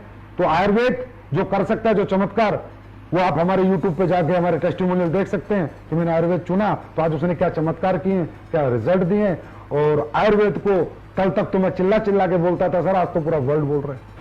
सर ये आगे सवाल है, एक मुकेश कुमार भी है, एक राजेंद्र कुमार जी ये पूछना चाह रहे हैं कि ये प्रोडक्ट का हम जिनको भी देते हैं वहां से हमें बहुत ज्यादा दुआएं मिलती हैं और लोगों के घर में जब जाते हैं तब लोग भगवान की तरह पूछते हैं, जैसा कि आज तक किसी डायरेक्ट सेलिंग इंडस्ट्री के अंदर किसी डायरेक्ट सेलर को पूछा नहीं गया इनका। लेकिन सवाल ये बोल रहे हैं कि एक सवाल आ रहा है कि प्रोडक्ट बहुत अच्छे हैं, कहीं ऐसा तो नहीं है कंपनी शुरू में ग्रोथ करने के लिए प्रोडक्ट अच्छे दे और जब थोड़े दिन के बाद में कंपनी बड़ी हो जाए उसके बाद उसके रिजल्ट कम कर दे। मीन्स सवाल ये है कि क्या गारंटी है कि जिंदगी भर ऐसे ही रिजल्ट रहे। 9 नवंबर 2014 को शुरुआत हुई थी। शुरुआत तब हुई थी, आज तो 6 साल हो चुके हैं। 6 साल से आज तक प्रोडक्ट क्वालिटी डाउन नहीं हुई। देखिए सर, जिस कंपनी का बेसिक प्रोडक्ट हो, जिसका बेसिक क्वालिटी हो, अगर प्रोडक्ट में मैं कल कॉम्प्रोमाइज करता हूं, क्वालिटी कॉम्प्रोमाइज करता हूं, और जिसने भी आज तक किया है उसका ग्राफ ऊपर नहीं गया, उसका ग्राफ नीचे गया है। I am the follower of Steve jobs. मैं फॉलोअर हूं स्टीव जॉब्स जैसे लोगों का, जिन्होंने एप्पल जैसे एक ब्रांड बनाया और आज तक उसे अपग्रेड करते चले गए, अपग्रेड करते चले गए, अपग्रेड करते चले गए, क्वालिटी कभी नीचे नहीं जाने दी। इसीलिए उनका फोन लाइन में लग के बिकता है, इसीलिए एसलीपीएस का प्रोडक्ट लाइन में लग के बिक रहा है। कोई डाउट नहीं है कि आज लॉकडाउन जैसे टाइम में भी लाइन में लग के प्रोडक्ट बिक रहा है, क्योंकि मेरी क्वालिटी। अच्छा एक बात बताओ, क्वालिटी गिराए क्यों जाएगी? लालच, कोई पैसा बचाना होगा, इंग्रेडिएंट महंगे हो गए, टैक्सेस महंगे हो गए, हाँ कंपनी को पैसा कम बचने लगा तो प्रोडक्ट क्वालिटी गिरा दी जाएगी। ऐसे गिराते होंगे लोग। बिल्कुल। देखो, हर आदमी का अपना अपना बिजनेस मॉडल है, बिजनेस मेंटेलिटी है हर आदमी की। हर आदमी, आपने देखा होगा, एक लखानी की चप्पल भी बनती है और रिबॉक की चप्पल भी बनती है। बिल्कुल। रिबॉक का ग्राहक भी है और लखानी का ग्राहक भी है। तो मेरे प्रोडक्ट की जो क्वालिटी है वो मैं इसलिए मेंटेन करता हूं हमेशा, क्योंकि मुझे पता है मुझे आज जो भी कुछ बनाया है एसलीपीएस आज जहां भी पहुंचे क्वालिटी के साथ पहुंची। अब मुझे लालच आ गया, टैक्स बढ़ गया, कोई अभी जैसे आप देख रहे हो अश्वगंधा, गिलोय और अपना काढ़ा और अपना मुलेठी, सुन रहे हो गए आप, रोज टीवी पे आता है, टीवी पे डेली आ रहा है। रेट बढ़ गए इनके, लोगों ने दुगने रेट कर दिए। मार्केट है, हिंदुस्तान है, लेकिन मैंने अभी तक रेट नहीं बढ़ाए, जब तक मैं मजबूर ना हो जाऊं। लेकिन मैंने पानी भी नहीं मिलाया। मैं ये सोचता हूं पानी मिलाने से अच्छा, क्वालिटी गिराने से अच्छा पैसे बढ़ा दो ना भाई। अरे पब्लिक या तो एक्सेप्ट करेगी, रिजेक्ट करेगी, कोई फर्क नहीं पड़ता। अब कई कंपनियों में नहीं पैसे मत बढ़ाओ, लीडर नाराज हो जाएंगे, लोग नाराज हो जाएंगे। अरे होने दो नाराज, क्या फर्क पड़ता है? कस्टमर सेटिस्फाइड है ना तो लीडर अपने आप सेटिस्फाइड है। कस्टमर को क्वालिटी मिलेगी, वो खरीदता रहेगा, लीडर पैसे कमाता रहेगा। मैं लीडरों की नाराजगी कभी नहीं देखता कि लीडर कहां नाराज होंगे कहां नहीं होंगे। मैं ये देखता हूं कस्टमर नाराज नहीं होना चाहिए। अगर कस्टमर नाराज है तो लीडर खुश रह ही नहीं सकता। और कस्टमर कब खुश रहेगा? जब उसको क्वालिटी प्रोडक्ट मिलेगा, उसको रिजल्ट आएगा। मैं मतलब शॉर्टकट में बताता हूं जी, अगर मुझे कभी ऐसा लगा तो मैं रेट बढ़ा दूंगा, लेकिन क्वालिटी नहीं गिराऊंगा। सर एक लक्ष्मण ढूकिया जी हैं जो सवाल पूछते हैं कि सर जब मार्केट में जाते हैं तो बार बार एक चीज आती है और कुछ दूसरी कंपनी के लोग भी उनको ये बोलते हैं कि सर एसलीपीएस वेलनेस के प्रोडक्ट महंगे बहुत हैं, इतने महंगे क्यों हैं? भाई देखो, ये सवाल मेरे सामने भी बहुत आता है। अब इसका जवाब मैं ऐसे कैसे दूं कि भाई प्रोडक्ट महंगे किए गए हैं, मैंने किए हुए हैं? नहीं, ऐसा नहीं है। इसको ध्यान से समझना, मैं सभी जितने भी लोग सुन रहे हैं ध्यान से समझिए। प्रोडक्ट हमारा महंगा है 100% मैं मानता हूं, लेकिन इसके पीछे कुछ लॉजिक फैक्टर्स हैं, कारण है इसके पीछे। इसके पीछे वो एमएलएम के मालिक वाली सोच नहीं है कि वो बस कुछ भी बनाओ, घोलो पोलो, आईडी में दो निकालो, 2 आदमी जोड़ो और लोगों को बोल दो पैसा कमाओ। नहीं, इसके पीछे है कस्टमर सेटिस्फेक्शन। सर हमारे प्रोडक्ट के लिए मैं कह सकता हूं सबसे महंगा पर सबसे अच्छा। यस, सबसे महंगा सबसे अच्छा। ये महंगा क्यों बनता है? इसके पीछे रीजन लोग जानना चाहेंगे, जानिए आप लोग। और आप लोग इसे सर्च करेंगे, आजकल गूगल बाबा है सारी नॉलेज देने के लिए। हर प्रोडक्ट में एक रॉ मटेरियल डलता है। अब रॉ मटेरियल की सोर्सिंग सबकी अलग अलग है। कोई एक्सट्रैक्ट से ही प्रोडक्ट बनाते हैं, एक्सट्रैक्ट खरीदते हैं। मान लो एक एग्जांपल देता हूं, अश्वगंधा का एक्सट्रैक्ट अगर आप 1 किलो खरीदोगे महिपाल जी तो 1200 रुपए किलो मिलेगा। 1200 रुपए किलो एक्सट्रैक्ट। रेशो मिलेगा 4:1, मतलब 4 केजी अश्वगंधा का 1 केजी एक्सट्रैक्ट है, 1 किलो एक्सट्रैक्ट है, और वो आपको कह रहा है जी 1200 रुपए में। और अगर आप अश्वगंधा को जड़ से खरीद के लाओगे तो रेट है 700 रुपए। अच्छा, 700 जड़ का। वो कह रहा है जी मैंने 700 रुपए का पाउडर बनाया है और मैं 1200 में दे रहा हूं। 2800 रुपए का 4 किलो का, 700 इंटू 4 किलो 2800, और मैं 1200 कैसे दे रहा भाई? या तो बैंगन की जड़ मिला रहा है या उल्टी सीधी चीजें मिला रहा है, भूसा मिला रहा है, और रसगंधा का पाउडर दे रहा है।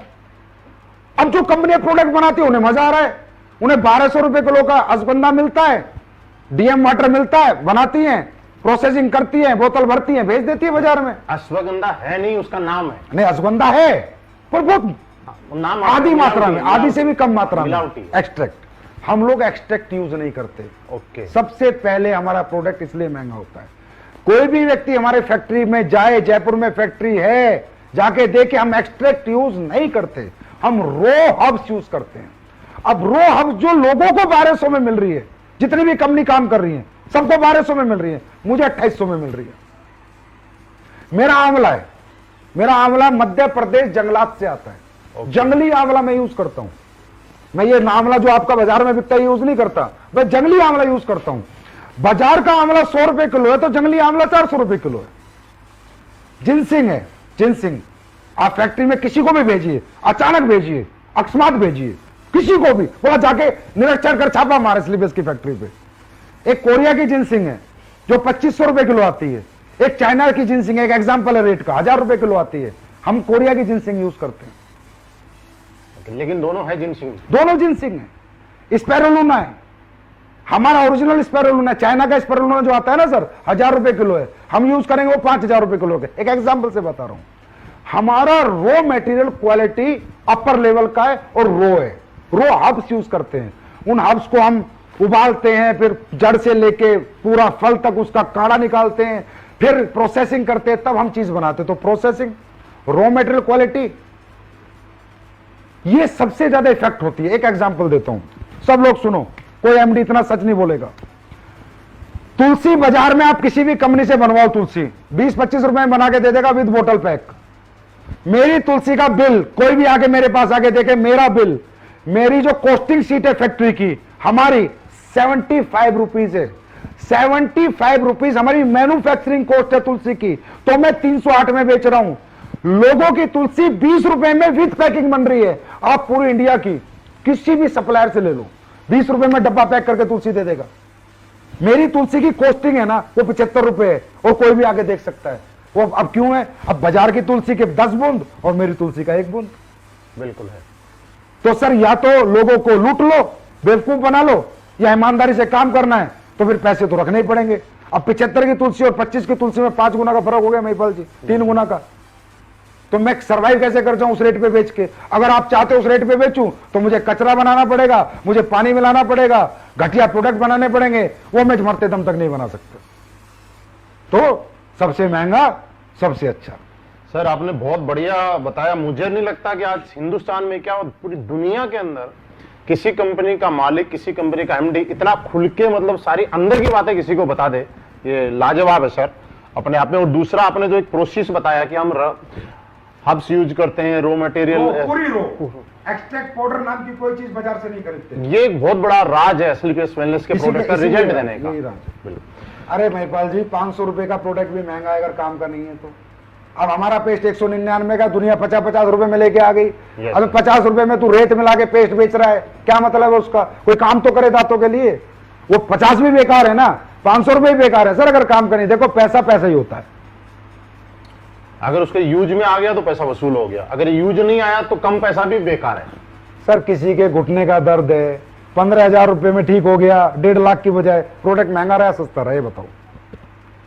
किसी का हार्ट का ब्लॉकेज खुल गया, 20,000 रुपए के हमारे प्रोडक्ट लेके, प्रोडक्ट महंगा रहा सस्ता रहा? बहुत सस्ता रहा। किसी का 90% लीवर खत्म है, वो हमारे प्रोडक्ट से लीवोडॉग से ठीक हो गया, प्रोडक्ट महंगा रहा सस्ता रहा? सस्ता। अगर देखा जाए तो दुनिया का सबसे सस्ता प्रोडक्ट है ना, वो एस्क्लेपियस के पास है, जो लाखों का काम मात्र चंद रुपयों में लोगों का हो जाता है। तो दुनिया का सबसे अच्छा और लोगों के लिए सबसे सस्ता प्रोडक्ट अगर मैं कहूं तो एस्क्लेपियस के पास। सर, एक मनीष महिला जी हैं जो ये पूछना चाह रहे हैं कि हम डॉक्टर्स नहीं है ना, हमारे पास डॉक्टरी का कोई लाइसेंस है, क्या बिना लाइसेंस के हम इस प्रोडक्ट को प्रमोट कर सकते हैं? बिल्कुल बेच सकते हो, धुआंधार बेच सकते हो। ओटीसी प्रोडक्ट होते हैं, ओवर टू काउंटर प्रोडक्ट दो तरह के होते हैं, प्रिस्क्रिप्शन ड्रग्स होती है, प्रिस्क्रिप्शन मेडिसिन होती है, ओटीसी होती है। जैसे वीको वज्रदंती बाजार में आप खरीदने जाओगे तो उस पर भी सेफ आयुर्वेदिक प्रोप्राइटरी मेडिसिन मिलेगा, जिसे हर परचून का दुकानदार बेच रहा है। अब परचून का दुकानदार डॉक्टर तो नहीं है। च्यवनप्राश आप कंपनियों को लेने जाओगे तो उसमें सेफ आयुर्वेदिक प्रोप्राइटरी मेडिसिन मिलेगा, जिसे हर एक दुकानदार बेच रहा है, हर गली मोहल्ले का दुकानदार बेच रहा है। अब वो डॉक्टर तो नहीं है। ओटीसी कैटेगरी का प्रोडक्ट कोई भी किसी को भी प्रमोट कर सकता है भारत सरकार के कायदे और नियम के अनुसार। हाँ, जो प्रिस्क्रिप्शन ड्रग्स है जैसे वटी है, भस्में हैं, उस तरह के बहुत से प्रोडक्ट आयुर्वेद में होते हैं जो हम लोग नहीं बनाते, उन्हें हम कहेंगे क्लासिकल मेडिसिन। क्लासिकल मेडिसिन दोस्तों हम प्रमोट नहीं कर सकते, सेफ आयुर्वेदिक प्रॉपर्टी हम सब प्रमोट कर सकते हैं, और पूरी हिंदुस्तान की सारी कंपनियां कर रही हैं। ये सब आपके सामने है। मतलब ये प्रोडक्ट हम आराम से किसी भी ओवर टू काउंटर इसको कहते हैं, ओटीसी प्रोडक्ट जी। सर, यहां तक आपका सेशन के बाद एक मेरा सवाल है, और ये सवाल बहुत अच्छा सवाल है। आज एस्क्लेपियस वेलनेस का फाइटर या मैं भी, हम किसी को भी अपने प्लान के बारे में जब बताते हैं तो सामने वाला ज्वाइन करे या ना करे, किसी को 5 साल का एक्सपीरियंस है, 10 साल का एक्सपीरियंस है, फिर भी एक चीज पे सल्यूट करके जाता है कि उस आदमी को सलाम करते हैं जिस आदमी ने प्लान बनाया है। मतलब लोग बहुत ज्यादा इंप्रेस हैं इस प्लान को, और वो एक चीज बोलते हैं कि ये प्लान नहीं है, ये हिंदुस्तान डायरेक्ट सेलिंग की कंपनियों का निचोड़ का एक प्लान है। मैं ये जानना चाहता हूं इस प्लान का आइडिया आपके दिमाग में कैसे आया?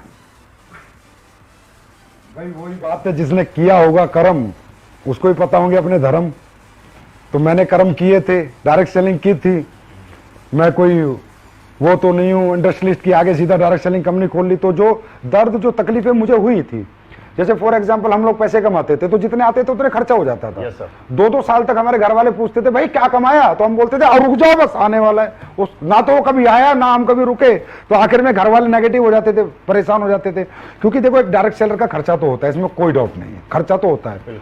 आपने दिवाली बोनस सुना है? हाँ, मतलब आदमी पूरी साल की तनख्वाह को इतनी वैल्यू नहीं देता जितनी दिवाली बोनस को देता है। बिल्कुल। और दिवाली बोनस से वो बच्चों की 100% गिफ्टें लेके आता है। घर में कुछ ना कुछ खुशियां आती हैं। बस यही मैंने सोचा कि एक जो हम सेल्स इंसेंटिव देते हैं यार, ये तो खर्चा हो जाए लोगों का, पर सेल्स परफॉर्मेंस बोनस बच जाए लोगों का, बोनस बच जाए। तो आज हमारी कंपनी में क्या है, 300 की टीम भी बनाता है ना तो 1.5-2 लाख घर दे देता है। तो आज हमारी कंपनी की ग्रोथ का कारण क्या है कि घर वाले बच्चों के साथ आ गए। वो कहते हैं अरे वाह बेटा 6 महीने में तूने 2 लाख दे दिए, 6 महीने में 1.5 लाख दे दिए। और जहां हम काम करते थे सर, हम 2-2 साल 2 रुपए नहीं दे पाए। उल्टा हमारी तो बीवी ये कहती थी कि बर्बाद करने के लिए तूने काम शुरू किया है, क्योंकि हमने तो अपना फंड भी निकाल के लगा दिया था। तो ये कारण है। दूसरा आपने फैमिली ट्रिप वगैरह सर वो देखे, ऐसा है वही बात है, जिसने कि एक कर्म वो जानता है तकलीफें। जब हम रात को काम करके 12 बजे आते थे तो खाना गरम बीवी देती थी, जब हम उठते थे बच्चे स्कूल चले जाते थे। तो कहीं ना कहीं फैमिली का बहुत बड़ा रोल होता है। अब हमें तो कंपनियां घुमा रही है, थाईलैंड जाओ, दुबई जाओ, स्विट्जरलैंड जाओ, फलानी जगह जाओ। अरे भाई परिवार तो सबसे बड़ी ताकत है, जो हम हैं आज उन्हीं की वजह से, तो उन्हें भी तो घुमाना बनता है।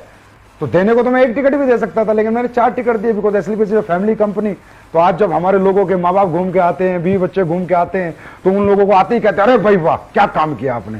तो हमने सबको इसलिए घुमाया कि लोगों उनकी बीवी और बच्चों को लगे कि तुम्हारा पिता या तुम्हारा पति रियली कोई दुनिया की नंबर 1 डायरेक्ट सेलिंग कंपनी में काम करता है, और ये काम सबको करना चाहिए। किसी ने सवाल पूछा है कि हम यहाँ पे करियर लगाना चाहते हैं, लेकिन ये जानना चाहते हैं कि क्या ये मैथमेटिकली कैलकुलेटेड है जिससे कि अपना करियर यहाँ पे लगाया जा सके। देखिए बिल्कुल, जिसने भी सवाल पूछा बहुत जेन्युइन सवाल है। अगर कंपनी को अगले 100 साल तक चलना है, 200 साल तक चलना है, 500 साल तक चलना है, तो सिर्फ फिगर से काम नहीं चलेगा। मैथमेटिकली कंपनी को 100% कैलकुलेट होना पड़ेगा। हमारा plan 100% mathematically percentage wise calculated है, और कंज्यूमर अफेयर्स में ये प्लान हमारा जमा है, हो चुका है। और अभी मैं सबके लिए बता दूं, सब लोग सुने कि आने वाले समय में डायरेक्ट सेलिंग गाइडलाइंस के आई थी, अभी रूल आ रहे हैं। रूल मतलब कानून आ रहा है, और कानून में साफ साफ लिखा हुआ है, वो लोग भी सावधान हो जाएं जो इधर उधर चिल्लर पिल्लर कंपनियों में घूम रहे हैं। साफ साफ लिखा है कि मैथमेटिकली कैलकुलेशन आपको रूल्स आने के बाद अपने पेपर्स जमा जब आप कराओगे तो आपको देना पड़ेगा, परसेंटेज वाइज आपको पैसा बांटना पड़ेगा। आप कुछ भी नहीं लिख के दे सकते 1000 रुपए का पेयर दे रहा हूं, 2000 का दे रहा हूं, 5000 यहां मिलेंगे, नहीं, मैथमेटिकली लाना पड़ेगा, क्योंकि ये तो रूल्स में है सर। और हमें आज एसएलपीएस एक ऐसा ब्रांड है जहां जिसकी तरफ सरकार भी इज्जत से देखती है कि हां अच्छे लोग अच्छा काम करते हैं, तो हम सरकार के खिलाफ भी काम नहीं कर सकते। तो सीधी सी बात है, सरकार ही मैथमेटिकली मांग रही है तो हमें मैथमेटिकली में आना है, हम आ चुके हैं और हमेशा रहेंगे भी। जिंदगी जीने में उतार चढ़ाव बहुत आते हैं, कभी चढ़ाव भी होता है, कभी उतार भी होता है, लेकिन वजह क्या है कि एसएलपीएस वेलनेस लास्ट 6 साल से एक एक्सपोनेंशियल ग्रोथ पे चल रही है। इसकी वजह कोई आप किस चीज को मानते हैं? इसकी वजह हम आपको मानते हैं। नहीं, ये तो सिर्फ आपका बड़प्पन है। इसकी वजह हम जनता को मानते हैं, जनता जनार्दन को मानते हैं, हाथ जोड़ के प्रणाम करते हैं। वो कस्टमर हमारे जो खुश हैं और वो लीडर जो हमारे खुश हैं, और वो प्रोडक्ट हमारे जिन्होंने वो रिजल्ट दिए मार्केट में, जिससे आज ये इज्जत मान सम्मान आपका प्यार मिलता है और हर दिन हम आगे बढ़ते हैं। मेरे के मतलब रोंगटे खड़े हो रहे हैं बताते हुए कि जब लॉकडाउन शुरू हुआ था, जिस सेल पे हम थे पिछले हफ्ते हमने वो सेल क्रॉस कर दी। अब इसे क्या बताऊं मैं, अब कई बार तो मुझे भी समझ नहीं आता कि ये कैसे हो रहा है। लगता है महाकाल बाबा है, भगवान या अल्लाह खुदा गॉड वाहेगुरु कर रहे हैं और लोग कर रहे हैं। और अचीवर्स टेस्टिमोनियल हैं, उनसे भी ग्रोथ है कि जो लोग बेचारे कहीं कामयाब नहीं हुए थे वो 2-2 साल में कामयाब हो गए, उन्हें देख के भी ग्रोथ है। और प्रोडक्ट के रिजल्ट सबसे बड़ा हमारा ग्रोथ का कारण है, क्योंकि कस्टमर जब दुआ देगा ना सर किसी भी कंपनी को, तो उसके लीडर भी और वो कंपनी भी दोनों फलेंगे और फूलेंगे। कस्टमर की दुआ बहुत जरूरी है। सर एक सवाल है, आज एसएलपीएस वेलनेस में जितने भी अचीवर हैं मैक्सिमम लोग फ्रेशर हैं, और दूसरा बहुत सारे लोग ऐसे हैं जो पहले से किसी न किसी डायरेक्ट सेलिंग इंडस्ट्री में काम किया करते थे। लेकिन वजह क्या है कि एक लंबे टाइम तक एक डायरेक्ट सेलिंग ने दूसरी कंपनी में, किसी भी अदर कंपनी में काम करने के बाद वो कामयाबी नहीं ले पाया, जिसके कंपेयर 6 महीने के अंदर वो यहाँ पे अपना वजूद बना पाया और एक बहुत बड़ा रिकॉर्ड बना पाया। ऐसा क्या है? देखिए, सबसे पहले तो किसी भी कंपनी में जो काम करते थे ना, मैं वो कहूंगा जो झोलर कंपनी है, जिनका मतलब हिसाब किताब ही हवा बेचने का है ना, उनके लिए लोग सावधान हो जाएं। भाई मैं एक बात कहता हूं, पैसे ही कमाने हैं ना तो किसी अच्छी कंपनी में काम कर लो भाई, हमारी में मत करो, किसी और में कर लो। अच्छे प्रोडक्ट बेचो यार, कम से कम ये तो सोचो तुम्हारा बाप सीने के 2 बटन खोल के बाजार में निकले कि मेरा बेटा BMW लेकर आया तो दुनिया का भला करके लाया, मर्सिडीज लेकर आया दुनिया का भला करके लाया। ये तो ना कहे तुम हमारे बाप को माँ को लोग, अरे तेरे बेटे ने पूरा गांव लूट लिया, पूरा शहर लूट लिया, ऐसे घटिया प्रोडक्ट बेचे, ऐसे घटिया चीजें बेची जो आज हमारे लोगों के किसी काम की नहीं है। तो मेरा कहने का मतलब है, पहले तो उन लोगों के लिए मैसेज है, भाई अपनी इज्जत से बड़ा पैसा नहीं होता, अपने माँ बाप के सम्मान से बड़ा सम्मान नहीं होता, तो अच्छी सम्मानित कंपनियों में काम करो, बहुत अच्छी कंपनी, मेरी में मत आओ, किसी और में चले जाओ, लेकिन अच्छी कंपनियों में जाओ। अब जो लोग 5-6 साल से कामयाब नहीं हुए सर और यहां कामयाब हो गए, तो मेरा आपसे क्वेश्चन है कि वहां कामयाब क्यों नहीं हुए, यहां कामयाब हो गए, उनमें कोई कमी थी क्या? अगर कमी होती तो वहां भी कामयाब नहीं होते, यहां भी नहीं यहां भी नहीं होते। मतलब कमी उनमें नहीं थी, कमी प्लेटफॉर्म में थी, कमी प्रोडक्ट में थी, कमी पे आउट में थी, कंपनी मैनेजमेंट में थी, कंपनी ट्रेनिंग सिस्टम में थी, कंपनी लीडरशिप में थी। वो सारी चीजें उन्हें यहां पर मिली। उनको यहां पर देखो, डायरेक्ट सेलिंग में लीडर पैसा कब कमाएगा? जब कस्टमर उसके प्रोडक्ट को प्रमोट करेगा, ना कि नेटवर्कर। कस्टमर, मुझे डायबिटिक प्रॉब्लम है, मुझे प्रोडक्ट से फायदा हुआ, मैंने अपने 4 दोस्तों को बोला भाई डायबिटीज का प्रोडक्ट लेना है, एसएलपीएस का ले लो, बड़ा अच्छा प्रोडक्ट है। मतलब जो बिजनेस नहीं कर रहा है वो भी हमारा बिजनेस कर रहा है, तभी तो पैसा कमाएगा, तभी तो एक्सपोनेंशियल ग्रोथ होगी, तभी तो। अब क्या हुआ, ना तो मुझे उसे ट्रेनिंग देनी पड़ी, ना 8 स्टेप, ना 12 स्टेप, ना 13 स्टेप, ना कोई मोटिवेशन देना पड़ा। उसको तो पता ही नहीं चला कि मैंने तो प्रोडक्ट ही दिया था ना, उसको तो यही नहीं पता डायरेक्ट सेलिंग है। डायरेक्ट सेलिंग क्या है, प्रोडक्ट ही दिया था ना, और उसने 5 आदमियों को प्रोडक्ट बिकवा दिया, लीडर ने पैसे कमाए, हाँ है ना। तो सबसे बड़ा रोल होता है प्रोडक्ट का। फिर प्रोडक्ट के बाद पे आउट, कि प्रोडक्ट कितना ही अच्छा क्यों ना हो, अगर आपको पे आउट अच्छा नहीं मिलेगा तो बेचोगे कैसे? पेट्रोल चाहिए, मोबाइल का बैलेंस चाहिए। फिर होता है मैनेजमेंट, फिर होती है टॉप लीडरशिप। तो आज कंपनी की हमारी जो टॉप लीडरशिप है उसको सल्यूट है मेरा, कि वो इतने अच्छे, इतने ईमानदार लोग हैं। महिपाल सर जैसे, रामवीर सर जैसे, शिव कुमार जी जैसे, कुणाल जैसे, दलीप जैसे, अमित दुबे, अनुज जैसे अच्छे लोग हैं कि इन लोगों की जो लीडरशिप है वो लाजवाब रही है। और हमारी कंपनी का केयरिंग नेचर जो है, पता नहीं मैं कितनी केयर आप लोगों की करता हूं, वो आप लोग जाने, पर मेरे लिए एसएलपीएस का हर एक सदस्य अपने परिवार से बढ़कर है, अपने बच्चों से बढ़कर है। तो कंपनी का केयरिंग नेचर होना चाहिए, यूज एंड थ्रो का सिस्टम नहीं होना चाहिए कि सालों को इस्तेमाल करो, माल कमाओ, फिर लात मार दो। वो हम कभी नहीं करते, वो काम हम कभी नहीं करते, ना करते थे। तो ये सारे कारण है सर। सर एक मोहन आंजना भीनमाल है, इन्होंने पूछा है क्या कंपनी जिंदगी भर चलती रहेगी, हम कैसे आश्वस्त रहें, और आप अपनी फ्यूचर प्लानिंग और विजन बताना चाहेंगे। देखिए, कंपनी जिंदगी भर चलती रहेगी, ये आप ये सवाल मुझे आपसे पूछना है कि आप चलाते रहोगे। आप लोग चलाते रहोगे तो चलती रहेगी। भाई कंपनी कभी बंद नहीं हो सकती, कभी भी बंद नहीं हो सकती। 2-3 कारण है महिपाल सर। नंबर एक कारण, जब कंपनी का प्रोडक्ट बिकना बंद हो जाए तो क्या हमारा प्रोडक्ट बिकना बंद हो सकता है? इसकी डिमांड बढ़ेगी। क्लियर है? लॉकडाउन में टर्नओवर ज्यादा हो रहा है तो आगे तो बढ़ना ही। क्लियर है? टॉप के प्रोडक्ट है, आज लॉकडाउन में तो हमने रिकॉर्ड तोड़ दिए। बिल्कुल। ठीक है। उसके बाद गवर्नमेंट के टैक्सेस खाएंगे, गवर्नमेंट बैन करेगी, तो गवर्नमेंट के टैक्सेस एसलीपीएस के जिसका दिल करे, अगर कोई हमारी कंपनी में सीए सीएस हो, जाइए भैया ऑनलाइन देखिए हम टीडीएस टाइम से देते हैं नहीं देते, जीएसटी देते हैं नहीं देते, क्या गवर्नमेंट के 5 पैसा हमने रखा है। बड़े बड़े अच्छे प्रोफेशनल लोग हमारी कंपनी में ज्वाइन है, खुद जाके चेक कीजिए। अगर गलत मिलते हैं सर आप फोन करके बताइए, संजीव कुमार सर आप झूठ बोलते हो कैमरे के सामने बैठ के। 1 भी रुपया गवर्नमेंट का आज तक मैंने नहीं रखा। पहले देता हूं 2 दिन पहले, तो गवर्नमेंट का पैसा नहीं रखूंगा तो गवर्नमेंट मुझे कभी डिस्टर्ब नहीं करेगी। जो डायरेक्ट सेलिंग के रूल्स हैं वो सारे हमारी कंपनी में फॉलो होते हैं, इसलिए हमारी कंपनी थोड़ी स्ट्रिक्ट है। आपने देखा होगा केवाईसी प्रोसेस, ये प्रोसेस, वो प्रोसेस, ज्वाइनिंग प्रोसेस सब स्ट्रिक्ट है। क्यों? पूरे 100% रूल फॉलो करते हैं गवर्नमेंट का, कंज्यूमर अफेयर्स का। अपग्रेडेशन कंपनी का टाइम टू टाइम करते हैं। और भैया अगर कंपनी को जाना ही होता तो कंपनी इतनी बड़ी बड़ी मैन्युफैक्चरिंग यूनिट क्यों लगाती? मैंने पहली जो यूनिट बनाई थी उसमें लगाए थे मेरे ख्याल 12 करोड़, फिर अभी जो यूनिट बनाई है उसमें लगाए 7-8 करोड़, और अब एक यूनिट आपकी और बन रही है जो 50 करोड़ की बन रही है, जो इस साल बन के तैयार होगी। 50 करोड़ 50 करोड़ महिपाल जी जयपुर में बन रही है। मतलब आप ये देखिए 2209 दुनिया 18,000 1 लाख स्क्वायर फीट की, 1-1.5 लाख स्क्वायर फीट की फैक्ट्री बन रही है बड़ी। इस फैक्ट्री को हम बना रहे हैं बाहर की कंट्रीज के लिए। बाहर की कंट्रीज में जो हमारा प्रोडक्ट जाएगा, क्योंकि वहां पैकेजिंग के कई लफड़े हैं, तो पैकेजिंग अच्छी हो। तो कहीं ना कहीं आप ये मैसेज दे रहे हैं कि आने वाले टाइम में हम विदेशों में भी काम करेंगे। तो मैं 50 करोड़ रुपए की फैक्ट्री क्यों बना रहा हूं? इसलिए बना रहा हूं आगे कोई भी आओ जयपुर में देखो, पहली छत डल चुकी है, दूसरी डलने वाली है अभी। कितनी बड़ी फैक्ट्री बना रहा हूं। तो अगर मैं 3-3 फैक्ट्री बना रहा हूं, अच्छा ये बताओ, ये 10-12 करोड़, ये 6 करोड़, ये 50 करोड़, ये 60-70 करोड़ रुपए थे, तो मैं प्लॉट खरीद लेता, फ्लैट बना लेता, गाड़ियां खरीद लेता, विदेशों में अपनी प्रॉपर्टी खरीद लेता। अगर मेरा विजन ही ना होता, मैं फ्यूचर ही ना देखता, मैं और कंपनियों की तरह, अब वो और कंपनियां बोलती हैं अपनी मैन्युफैक्चरिंग यूनिट लगाने का क्या मतलब है? अबे मतलब है ना, खर्चा करना पड़ता है साला, लगा के दिखाओ, लगा के दिखाओ। इधर उधर से माल ले रहे हो, अपना कुछ है क्या? अपना कुछ ला के दिखाओ, अपना माल बना के दिखाओ, पैसा लगेगा। 70 करोड़ लगाया इधर, 70 करोड़ विदेशों में इन्वेस्ट कर देता संजीव कुमार, लेकिन नहीं, ये जनता की कंपनी है, मैंने जनता के लिए बनाई है, पब्लिक के लिए बनाई है, और हमेशा पब्लिक के लिए ये कंपनी जिंदाबाद रहेगी, और मैं ऐसे ही पैसे खर्चा करता रहूंगा। तो अब 3 यूनिट बनाई है, 70 करोड़ लगाए हैं, तो इसका मतलब फ्यूचर है, विजन है, चलना है, लोगों को कैरियर देना, भविष्य देना, इसलिए तो लगाए। कंपनी का ये मैनेजमेंट देखा आपने। और एक कंपनी बंद होने का एक सबसे बड़ा जो कारण होता है महिपाल जी, राज की बात है, अगर इधर उधर इल्लर पिल्लर कंपनी में काम करो तो उन डायरेक्टरों से जाके पूछ भी लेना कभी। एक आईडी आती है एक कंपनी में, मान लो 14,000-15,000 की, तो आईडी ना डिस्ट्रीब्यूशन होती है, टैक्स का पैसा टैक्स में, प्रोडक्ट का पैसा प्रोडक्ट में, कंपनी का पैसा कंपनी के प्रॉफिट में कंपनी के प्रॉफिट में, लीडर का पैसा लीडर को, टूर का पैसा टूर को।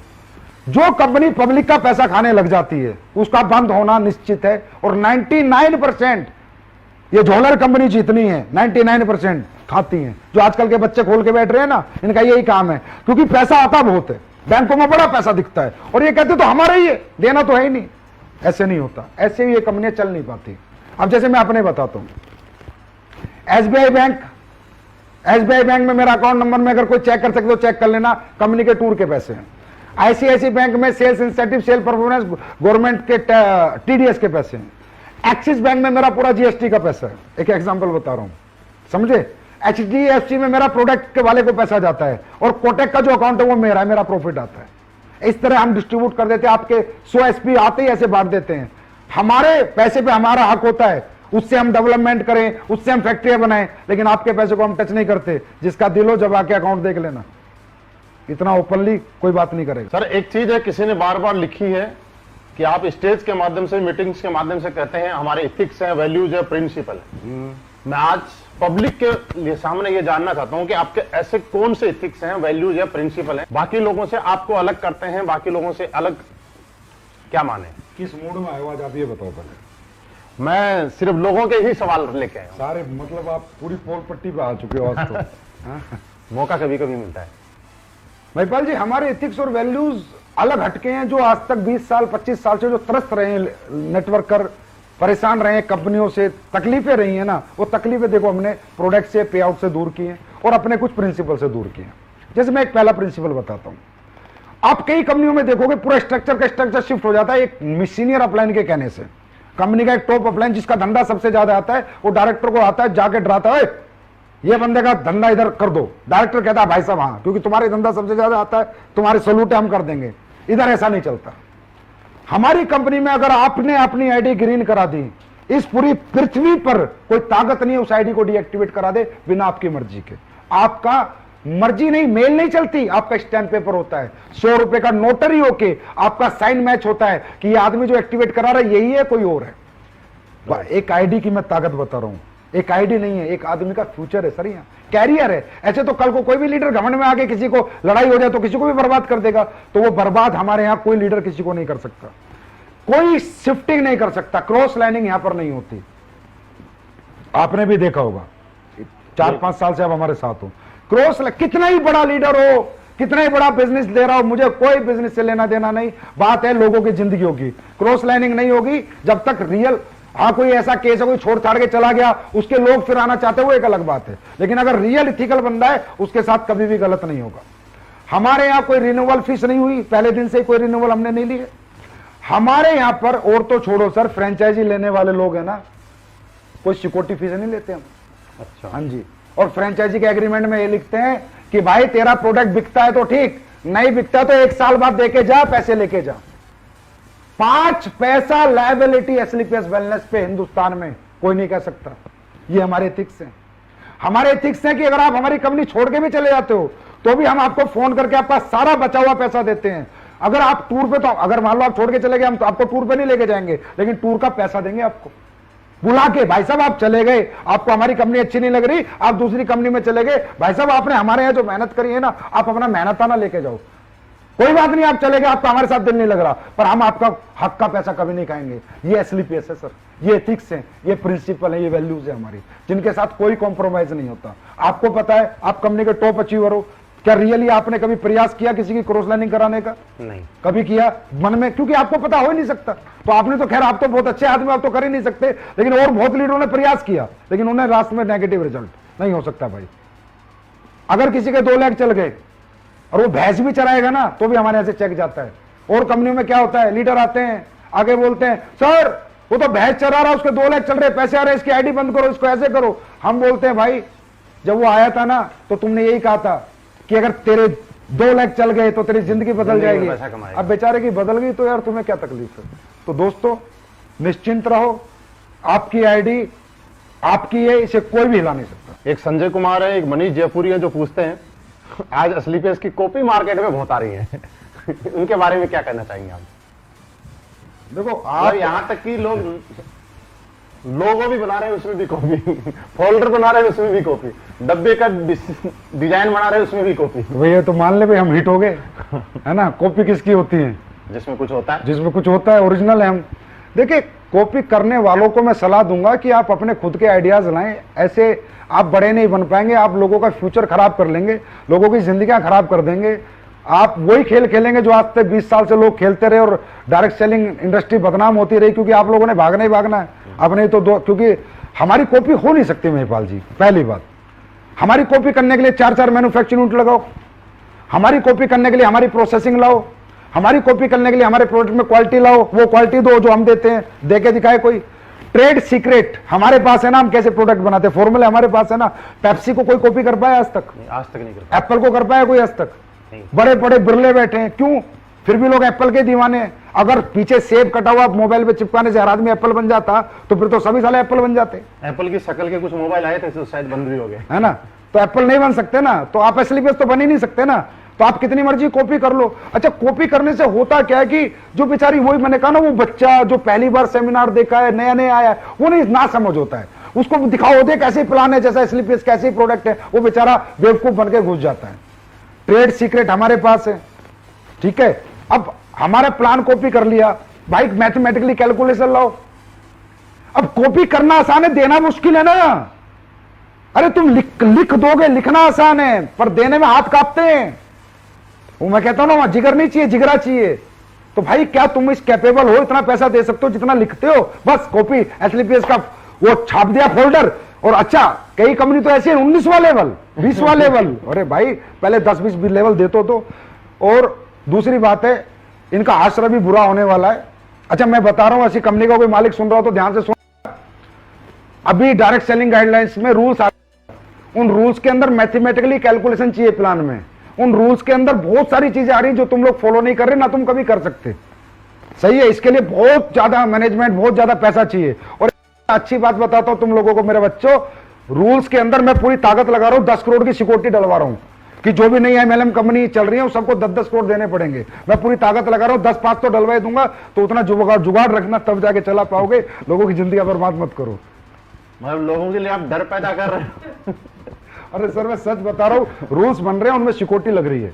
वो सिक्योरिटी इसलिए ले रही है गवर्नमेंट में बात, भविष्य है इनमें। सर आप ये समझो, कोई उल्लर पुल्लर आया, कंपनी खोल के बैठ गया, 2 कमरे के एक जगह ली, एक सॉफ्टवेयर बनाया, एक प्रोडक्ट वाले से बात करी, कंपनी खोल के बैठ गया। अरे कंपनी भविष्य है भाई। लोग अपनी बीबीए, एमबीए, एलएलबी छोड़ के तुम्हारे साथ जिंदगी लगाते हैं यार, उनकी जिंदगी की कोई जिम्मेदारी नहीं है क्या? तो भारत सरकार भी ये रूल बना रही है कि जो भी कंपनी आएगी उसको बड़ा अमाउंट सिक्योरिटी देगी तो ही चला पाएगी, नहीं तो नहीं चला पाएगी। और एक संजीव कुमार इसका समर्थन में खड़ा है। कुछ लोग समर्थन नहीं कर रहे हैं, लेकिन मैं इसके समर्थन में हूं कि अंदर की बात सब सुन लो आराम से, कोई दिक्कत नहीं। एक श्री राम बिश्नोई भवानी सिंह जी हैं जो ये पूछते हैं कि सर 2 महीने हो गए प्लान दिए जा रहे हैं, 60 से ज्यादा प्लान दिए, अभी तक ज्वाइनिंग नहीं आई, क्या करें? देखिए सबसे पहले क्वेश्चन बहुत अच्छा है, और बेटा आपको ये समझना है कि 60 प्लान से ज्वाइनिंग नहीं आती। प्लान आपने दिए किसको है पहले तो ये देखो। 3 तरह की लिस्ट होती है मार्केट में, ए क्लास, बी क्लास और सी क्लास। सी क्लास वो लोग होते हैं जो एडजस्टमेंट सेटिस्फेक्शन के लोग होते हैं और जिन पे पैसा नहीं होता। एक होती है बी क्लास जिन पे थोड़ा पैसा होता है, और ए क्लास वो होती है जो आपके प्रोडक्ट को और आपके प्लान को अफोर्ड कर सकती है। तो कैटेगरी ऑफ लिस्ट अपनी पहले सुधारो। आप उन लोगों को प्लान दो जिनकी जेब में पैसा है और जिन्हें प्रोडक्ट की जरूरत है। देखो आप जाके रिक्शा वाले को प्लान दोगे, आप 60 क्या 600 प्लान दे दो, वो कहां से पैसे देगा? उसे ना जरूरत है ना उसकी जेब में पैसा है। तो पहले आप अपनी लिस्ट को फिल्टर करो, आप अपने ऐसे लोगों के पास जाओ जिनकी जेब में पैसा हो और जिन्हें जरूरत हो। दूसरा, आपका प्रेजेंटेशन परफेक्शन होना चाहिए, ऑब्जेक्शन के सॉल्यूशन आपको आने चाहिए, एजुकेशन आपके पास प्रॉपर होनी चाहिए। देखिए कोई भी आदमी अपना भविष्य उस आदमी के हाथ में नहीं देगा जिस आदमी को वो अपने से कमजोर आंकता हो। तो आप इतने अच्छे कपड़े पहन के जाएं, इतने मजबूत होके जाएं, इतनी अच्छी बातें लेके जाएं कि सामने वाले को लगे कि इसके हाथ में अगर अपना भविष्य दे दिया तो ये मेरी जिंदगी बना देगा। तो आपको इस मजबूती से अपने आप को एजुकेट करना है और अपनी पर्सनैलिटी को निखारना है और अपनी लिस्ट को फिल्टर करना है। आपको 100% रिजल्ट आएगा अगर आप उन लोगों के पास जाओगे जिनकी जेब में आपका प्रोडक्ट खरीदने के लिए पैसा है। बहुत बढ़िया सर, ये सारी चीजें होगी बिजनेस से रिलेटेड। मैं आपसे कुछ पर्सनली चीजें पूछना चाहता हूं, अगर आपकी इजाजत हो तो। पूछो सर। आपकी जिंदगी का कोई ऐसा पल जिसको याद करके आप बड़ा अंदर से कोई दुखी महसूस होते हो, कोई दुखी पल? नहीं, दुखी पल आज तो नहीं है, पहले कभी था। हाँ, जिंदगी का कोई। सर मैंने जब नेटवर्किंग शुरू करी ना तो मैं आर्मी में था। अब फौज की सरकारी नौकरी ना मैंने लाइन लगा के छुड़वाई लोगों की, बहुत नौकरियां छुड़वाई। और उसके बाद जब मैंने वो कंपनी छोड़ दी और मैं 2 साल जब खुद भी नाकारा निकम्मा हो गया, बेकार हो गया, तो वो लोग बेचारे बड़े दुखी हुए। किसी ने सिक्योरिटी की नौकरी करी सर, किसी ने टीचर लगा, मतलब सबको मैं सपने, मतलब आप नाना करते आप 150 लोग मान लो सर जिनकी नौकरी मैंने सरकारी नौकरी छुड़वाई मोटिवेट करके, अरे मैं तुम्हारी जिंदगी बदल जाएगी, नेटवर्किंग ये कर देगी। और जब वो लोग कामयाब नहीं हुए ना सर, तो उनको फेस करना, उनसे बात करना मेरे बस की नहीं था। और मैं अपने आप को बड़ा दुखी महसूस करता था कि साला तूने तो पैसा कमा लिया, इनकी जिंदगी बर्बाद क्यों करी। तो मेरे जीवन में सबसे दुखी पल वही था सर। अब तो नहीं है क्योंकि वो सब लोग कामयाब हैं। इसी के अपोजिट एक सबसे खुशी का पल क्या है? कोई ऐसी चीज जो आपका शौक हो, जिस काम को करने में आपको बड़ा अच्छा लगता हो? मेरा सबसे सुखी पल यही है कि जितने लोगों को मैंने जीवन लगाया वो कामयाब हो गए। और सबसे अच्छा सुख मुझे मिलता है तो जो लोग मेरे को डीपली जानते हैं वो बता सकते हैं, लोगों की सेवा करने में मिलता है, लोगों को प्यार बांटने में मिलता है। किसी दुखी की मदद करने में मिलता है, किसी गरीब की मदद करने में मिलता है। शायद ऐसा कोई व्यक्ति ना हो जिसका मैसेज मेरे फोन पे और उसकी मैंने मदद ना करी हो आज तक। मतलब मुझे जनता की भलाई में मतलब जो मजा आता है वो किसी में भी नहीं आता।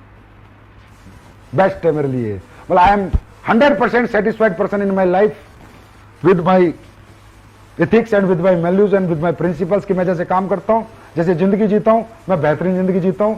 वो हेलीकॉप्टर, याट और पानी के जहाज वो मुझे कुछ नहीं बनाने, मुझे लोगों की जिंदगियां बनानी है। मैं बनाता रहूंगा, मैं लड़ता रहूंगा, मैं चलता रहूंगा, कुछ भी हो जाए।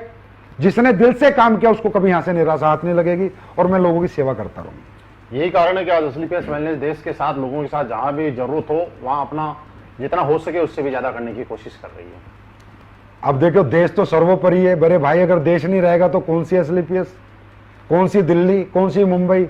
देश सर्वोपरि है। मैं तो कहता हूं हर आदमी को देश सेवा में बढ़ चढ़ के हाथ लेना, बढ़ चढ़कर सहयोग करना चाहिए। अरे देश है तो हम पैसा कहां से कमा रहे हैं भाई? हिंदुस्तान के लोगों से, पाकिस्तान के लोगों से? सही है, हिंदुस्तान। फिर हम रहे किसकी जमीन पर? हिंदुस्तान की। तो देश के लिए नहीं खड़ा होना चाहिए क्या? अरे देश तो ये कोई दिखावा नहीं है कि संजीव कुमार ने पीएम केयर फंड में दिया तो अपने आप को प्रमोट करने के लिए दिया, या संजीव कुमार ने किसी को मास्क बांटे तो प्रमोट करने के लिए दिए। अरे यार देश है तो संजीव कुमार है ना, देश नहीं तो संजीव कुमार थोड़ी है। और इसलिए तो मैं कहता हूं चला हमारे देश के लोग ऐसे गलत लोगों का साथ देते हैं, इतने गंदे लोगों का, जो लोगों को लूट रहे हैं, लोगों को बेवकूफ बना रहे हैं। अरे हिंदुस्तान के लोग इन्हें क्यों लूट रहे हो? तो ऐसे निकम्मे लोगों से सबसे मैं कहूंगा कि जो भी लोग देश के साथ गद्दारी करते हैं, और गद्दारी में क्या है? गलत चीजें बेचना, मिलावटी चीजें बेचना, गलत वादे करना, गलत धोखा देना, मोटिवेट करके आडंबर में फंसा के रखना। तो पाकिस्तान वालों को फंसाओ ना। तो भाई देश तो सर्वोपरि है महिपाल जी, और मेरे लिए था, है और जीवन भर रहेगा। आज सर हिंदुस्तान में बहुत सारे लोग आपसे इंप्रेस हैं, आपसे प्रभावित हैं, आपकी गाइडलाइन के तहत चल के वो और बहुत अच्छी कामयाबी ले रहे हैं। लेकिन ये जानना चाहते हैं कि आज इस लेवल पे आने के बाद, और खुद ही इस लेवल पे नहीं, अपने साथ में इतने लोगों को इस लेवल पे लाने के बाद आपकी जिंदगी का कोई सैक्रिफाइस रहा होगा?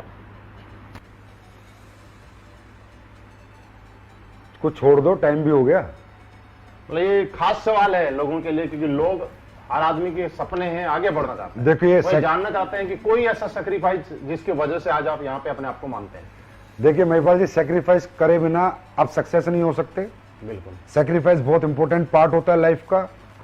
मेरी लाइफ का सबसे बड़ा सैक्रिफाइस सर मेरा नहीं है, मेरे बीवी और बच्चों का है।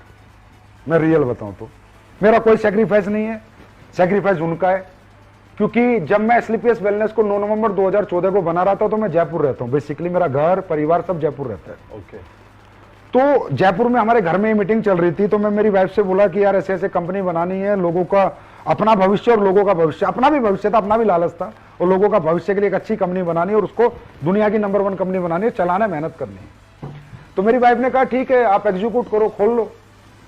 तो मैंने मेरी वाइफ से कहा कि यार देख जयपुर में नहीं बात बनेगी, मैं कंपनी दिल्ली खोलूंगा। तो वो एकदम शॉक्ड हो गई, बोली आप दिल्ली क्यों खोलोगे? मैंने कहा यार अगर मैंने जयपुर में कंपनी खोली तो कहीं ना कहीं एक जिम्मेदार पति के नाते तेरे सारे काम करने पड़ेंगे, और जिम्मेदार पिता के नाते बच्चों की मीटिंग वीटिंग ये वो फलाना ढिमका जाना पड़ेगा। और ये कंपनी नहीं है, लोगों की लाइफ लाइन होती है। एमएलएम कंपनी नहीं होती, लोगों की जिंदगी होती है। क्योंकि लोग बहुत बड़े सपने लेकर सर यहाँ आते हैं, बहुत बड़ा भविष्य यहाँ देखते हैं। कंपनी की छोटी सी गलती पे उनका भविष्य खत्म हो सकता है। तो मैंने कहा मेरी वाइफ से, उसका नाम पूनम है, मैं पूनम या तो मैं ये काम शुरू नहीं करूंगा, करूंगा ना तो पूरा पागलपन से करूंगा, पूरा डेडिकेशन से करूंगा। मैं लोगों की जिंदगी से खिलवाड़ नहीं कर सकता। 2 साल चलाई बंद कर दी, 3 साल चलाई बंद कर दी, और अपने ऊपर एक धब्बा लेके अपना जीवन नहीं जी सकता। मैं पूरी मेहनत करूंगा, बाकी भगवान जाने जो होगा। तो मेरी वाइफ ने कहा ओके, पहले तुम कहते थे जब तुमने नेटवर्किंग शुरू करी डार्लिंग 3 साल की बात है, फिर पैसिव इनकम। अब 7 साल हो गए थे, फिर बोलते डार्लिंग 3 साल की बात है, पैसिव इनकम।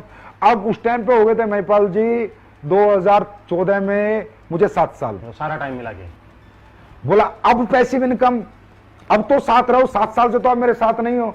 मैंने कहा बस 5-6 साल और दे दें फिर पैसिव इनकम, एक डेट और दे दी। तो उसके बाद से हमने कंपनी दिल्ली खोली, क्योंकि दिल्ली में ट्रांसपोर्टेशन अच्छा था, लोगों का रीच ऑफिस के लिए अच्छा था, सुविधाएं अच्छी थी। और उसके बाद ना मुझे दिन रात काम करने का मौका मिल गया। और मुझे ही नहीं, मेरे साथी जो डायरेक्टर है अमित जी और मामचंद जी, इनके 20 बच्चे भी छुड़वा दिए। मगर बेटा तुम भी अपने 20 बच्चे दूर रखो, 3 साल तक तो कोई 20 बच्चे लाएगा ही नहीं कम से कम। हर आदमी रात के 2-2 बजे तक काम करेगा, 4-4 बजे तक काम करेगा, दिन रात काम करेगा। बीवी को बोला अब जिम्मेदारी तुम संभालो, हम कंपनी संभालते हैं। तो थैंक्स टू ऐसा परिवार, ऐसे बीवी बच्चे भाई, जिसकी वजह से आज मैं दिल्ली में रहता हूं सर। महीने में 1 दिन अपने घर जाता हूं, पिछले 6 साल से ये हालत है, कभी कभी 3 महीने में जाता हूं। तो मैं तो थैंक यू करूंगा मेरी फैमिली को। आप बहुत सारे लोगों ने अपना जिंदगी, अपना कैरियर एसलीपीएस वेलनेस के साथ लगा रखा है। एसलीपीएस वेलनेस के फाइटर के लिए कोई मैसेज देना चाहेंगे? हाँ, एसलीपीएस के फाइटर्स, आपके लिए मेरा सबसे अच्छा मैसेज ये है कि हम अच्छे प्रोडक्ट अभी कुछ लॉन्च करने वाले हैं आप सबके लिए। आप लोग दिल से, निष्ठा से, ईमानदारी से काम करें, अपने मन में नेगेटिव क्वेश्चन ना आने दें। इसलिए आज मैं आपके सामने बैठा हूं रूबरू, भाई नेगेटिव क्वेश्चन ना आने दें। अगर कोई भी नेगेटिव हो ना, कभी भी मुझसे पूछे, महिपाल सर से पूछे, किसी से भी पूछे, खुद को नेगेटिव ना होने दें, क्योंकि नेगेटिव आदमी पॉजिटिव जिंदगी नहीं जी सकता। शारीरिक दुख दे खुद को, शारीरिक खूब मेहनत करें, मानसिक सुख तभी मिलेगा। आप लोगों के पास जाते हैं, लोग आपके पास नहीं आते। एक बंदे का एक सवाल आया था कि सर लोग नहीं आते, मैं भी पढ़ रहा था। हम लोगों को समझाते भाई नहीं आएंगे। जिन लोगों को सालों को लिपस्टिक लगा के पूरे दिन कुर्सी पे बैठने का शौक है ना, एसी की हवा में, वो लोग नहीं आएंगे। जो परिवर्तन कर सकता है, तड़प सकता है, धूप में तप सकता है ना, वो नेटवर्किंग करता है। एक बात बता देता हूं, नेटवर्किंग खेल नहीं बच्चों का, तेल निकल जाता है अच्छों का। तो हर आदमी नेटवर्किंग नहीं करता। अब सोचो तुम्हारे यहां पर, हमारे ऑफिस में चेक बनाते हैं लड़के लड़की तुम्हारे 2-2 लाख के, 1.5 लाख के, 25 लाख के, उनकी तनख्वाह 15,000 है। 94 लाख तक के, 94 लाख तक के उनकी तनख्वाह 15,000 है। क्यों? क्योंकि सुबह आते हैं लिपस्टिक लगा के 10 बजे, फिर आके यहाँ चेयर पे बैठते हैं, कंप्यूटर के सामने टक टक टक टक, एसी चल रहा है, चले जाते हैं। जो शरीर को कष्ट नहीं देना चाहते, अपने बच्चों के सपने, अपने परिवार के लिए खुद को तड़पाना नहीं चाहते, वो नेटवर्किंग नहीं करते। जो मतलबी सेल्फिश लोग होते हैं, सिर्फ अपना आराम, अपना सुख देखते हैं, वो नेटवर्किंग नहीं करते। और जो अपनों का सुख देखते हैं दोस्तों, वो नेटवर्किंग करते हैं, शरीर को कष्ट देते हैं। तो नेटवर्किंग वही लोग करेंगे जिनको शरीर को कष्ट दे सकते हैं। तो मेरा एक मैसेज है, शारीरिक दुख दो खुद को अगले 4-5 साल, जीवन भर सुखी रहो। दूसरा, नेगेटिव खुद को होने मत दो। अपलाइन जो बोले वो करो, ब्लाइंड बिलीव करो अपने अपलाइन पर। और हिंदुस्तान में नहीं, मैं पूरे विश्व की गारंटी लेता हूं, बेस्ट टॉप लीडरशिप एसलीपीएस के पास है। और उसके बाद आपके लिए हम एक प्रोडक्ट ये बना दिया, वायरल डॉक। एक अच्छा प्रोडक्ट बनाया आपके लिए, जो अभी कोरोना काल चल रहा है उसमें काफी इफेक्टिव है, काफी फायदा, हाँ काफी फायदा देगा लोगों को। वायरल डॉग है, वायरल डॉग बहुत फायदा देगा लोगों को। भगवान ने चाहा तो जो इसे पिएगा उसको वो वायरस हो ही ना, ऐसा हो सकता है, बाकी ऊपर वाला चाहेगा। बहुत मेहनत करी है, तभी 3 महीने में निकाल पाया हूं। इस पे R&D बहुत हुई है, बहुत मेहनत हुई है। और अच्छे नए प्रोडक्ट हम आपके लिए लेके आ रहे हैं। हैंड सैनिटाइजर हम लेके आ रहे हैं। मार्केट, अब लोग कहते हैं ना सस्ता, जब मुझे लगता है कि देश का कोई ऐसा प्रोडक्ट जिसपे मुझे प्लान व्लान में पैसा भी नहीं बांटना, जिसमें मुझे सिर्फ लोगों की जरूरत पूरी करनी है। सैनिटाइजर बताता हूं, 500 ml का सैनिटाइजर ला रहा हूं 240 रुपए में, 240 रुपए में। अरे बात सस्ते महंगे की नहीं होती, बात इथिक्स की होती है, प्रिंसिपल की होती है। अगर मैं कुछ ला सकता हूं तो लाऊंगा। साबुन ला रहा हूं आपके लिए, ऐसी साबुन, एक बार नहाओगे ना बेटा तो दोबारा दूसरी साबुन यूज नहीं करोगे, नहीं करोगे, नहीं करोगे। ये मैं बोल रहा हूं, जब आ जाएगी तब मैं दिखा दूंगा। वो एक पेस्ट और तुलसी वाला हाल होगा। उसके बाद इम्यूनिटी ड्रॉप ला रहा हूं, चलते फिरते कहीं भी इम्यूनिटी ड्रॉप ले लो, आपकी इम्यून सिस्टम को बहुत इनहेंस करेगी। च्यवनप्राश ला रहे हैं कंपनी का, हर्बल मेहंदी ला रहे हैं। तो ऐसे बहुत से प्रोडक्ट है महिपाल जी जो हम अगले 1 महीने में लॉन्च कर देंगे। सुपर प्रोडक्ट लेके आ रहे हैं। और दूसरा, हम लोग अभी 15 जुलाई से और 15 अगस्त तक एक मुहिम चला रहे हैं कि जितनी भी 27 एसपी की आईडी, चाहे कंपनी से ग्रीन हो चाहे अपना फ्रेंचाइजी से ग्रीन हो, सबको 2 सर्जिकल 3 प्लाई मास्क हम फ्री देंगे। हाँ फ्री। और 52 एसपी पे 3 मास्क फ्री देंगे और 100 एसपी पे 5 मास्क फ्री देंगे। ये फर्स्ट परचेज में भी और रीपरचेज पे भी, और फ्री देते जाएंगे 15 जुलाई से 15 अगस्त। और 15 अगस्त से 15 सितंबर तक hand sanitizer 27 SP 25 ml free lifetime, मतलब जब तक ये चलता रहेगा कोरोना काल, मतलब तब तक चलती रहेंगी ये चीजें। 52 एसपी 50 ml और 100 एसपी को 100 ml हैंड सैनिटाइजर 15 अगस्त से 15 सितंबर तक फ्री देंगे। फिर 15 सितंबर से 15 अक्टूबर तक मास्क फ्री देंगे। फिर 15 अक्टूबर से 15 नवंबर तक सैनिटाइजर फ्री देंगे। फिर 15 नवंबर से 15 दिसंबर मास्क फ्री देंगे। फिर 15 दिसंबर 15 जनवरी तक सैनिटाइजर फ्री देंगे। वो इसलिए क्योंकि जरूरत है लोगों को। सर एक लास्ट सवाल रह गया मेरा, और बहुत खूबसूरत सवाल है। आलोक शर्मा जी उन्होंने पूछा है, आज युवा ही देश का भविष्य है, आने वाले टाइम में देश कहां जाएगा ये आज के युवाओं पे निर्भर करता है, उनकी सोच क्या है और उनकी सोच के साथ, क्योंकि बनाने वाले वही है। आलोक शर्मा जी ने ये पूछा है सर कि क्या कोई स्टूडेंट डायरेक्ट सेलिंग में अपना करियर लगा सकता है और वो अपना फ्यूचर शेप समझ सकता है? मैं ये कहता हूं कि स्टूडेंट को ही लगाना चाहिए, स्टूडेंट को ही जरूरत है, क्योंकि आज का जो एजुकेशन सिस्टम है वो आपको पता है किस तरीके से है, कैसे चल रहा है।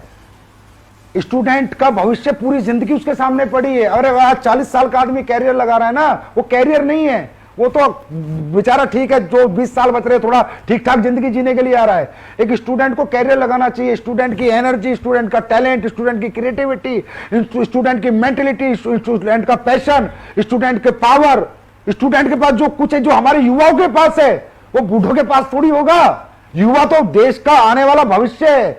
और मैं कहूंगा हर एक युवा से एक बार अपने आप को डायरेक्ट सेलिंग का मौका दो। मैं नहीं कहता बार बार, एक बार मौका दो, एक बार 6 महीने टिको। आपको जो हमारी इंडस्ट्री देगी ना दोस्तों, कहीं से नहीं मिलेगा। हम पर्सनालिटी डेवलपमेंट देंगे, स्किल डेवलपमेंट देंगे, सेलिंग डेवलपमेंट देंगे, मेंटल डेवलपमेंट देंगे। हम आपको ऐसा बना सकती है इंडस्ट्री, जैसा आप बड़े से लंदन से पढ़ के आओ ना, ऑक्सफोर्ड से, तो नहीं बन सकते। आप किसी अच्छी डायरेक्ट सेलिंग कंपनी में अगर डायरेक्ट सेलिंग की पढ़ाई कर लो ना, तो इतना इनहेंस कर जाओगे अपने आप को कि आप देश के प्रधानमंत्री तक बनने का जज्बा आपके अंदर आ जाएगा। ये हमारी एजुकेशन है, ये हमारा परिवार है, ये हमारा एटमोस्फेयर है। तो हर स्टूडेंट को मैं कहूंगा भाई हमेशा पहले करके देखो तो सही यार, एक मौका दो, अगर जमती है तो रुकना, नहीं तो फिर निकल जाना।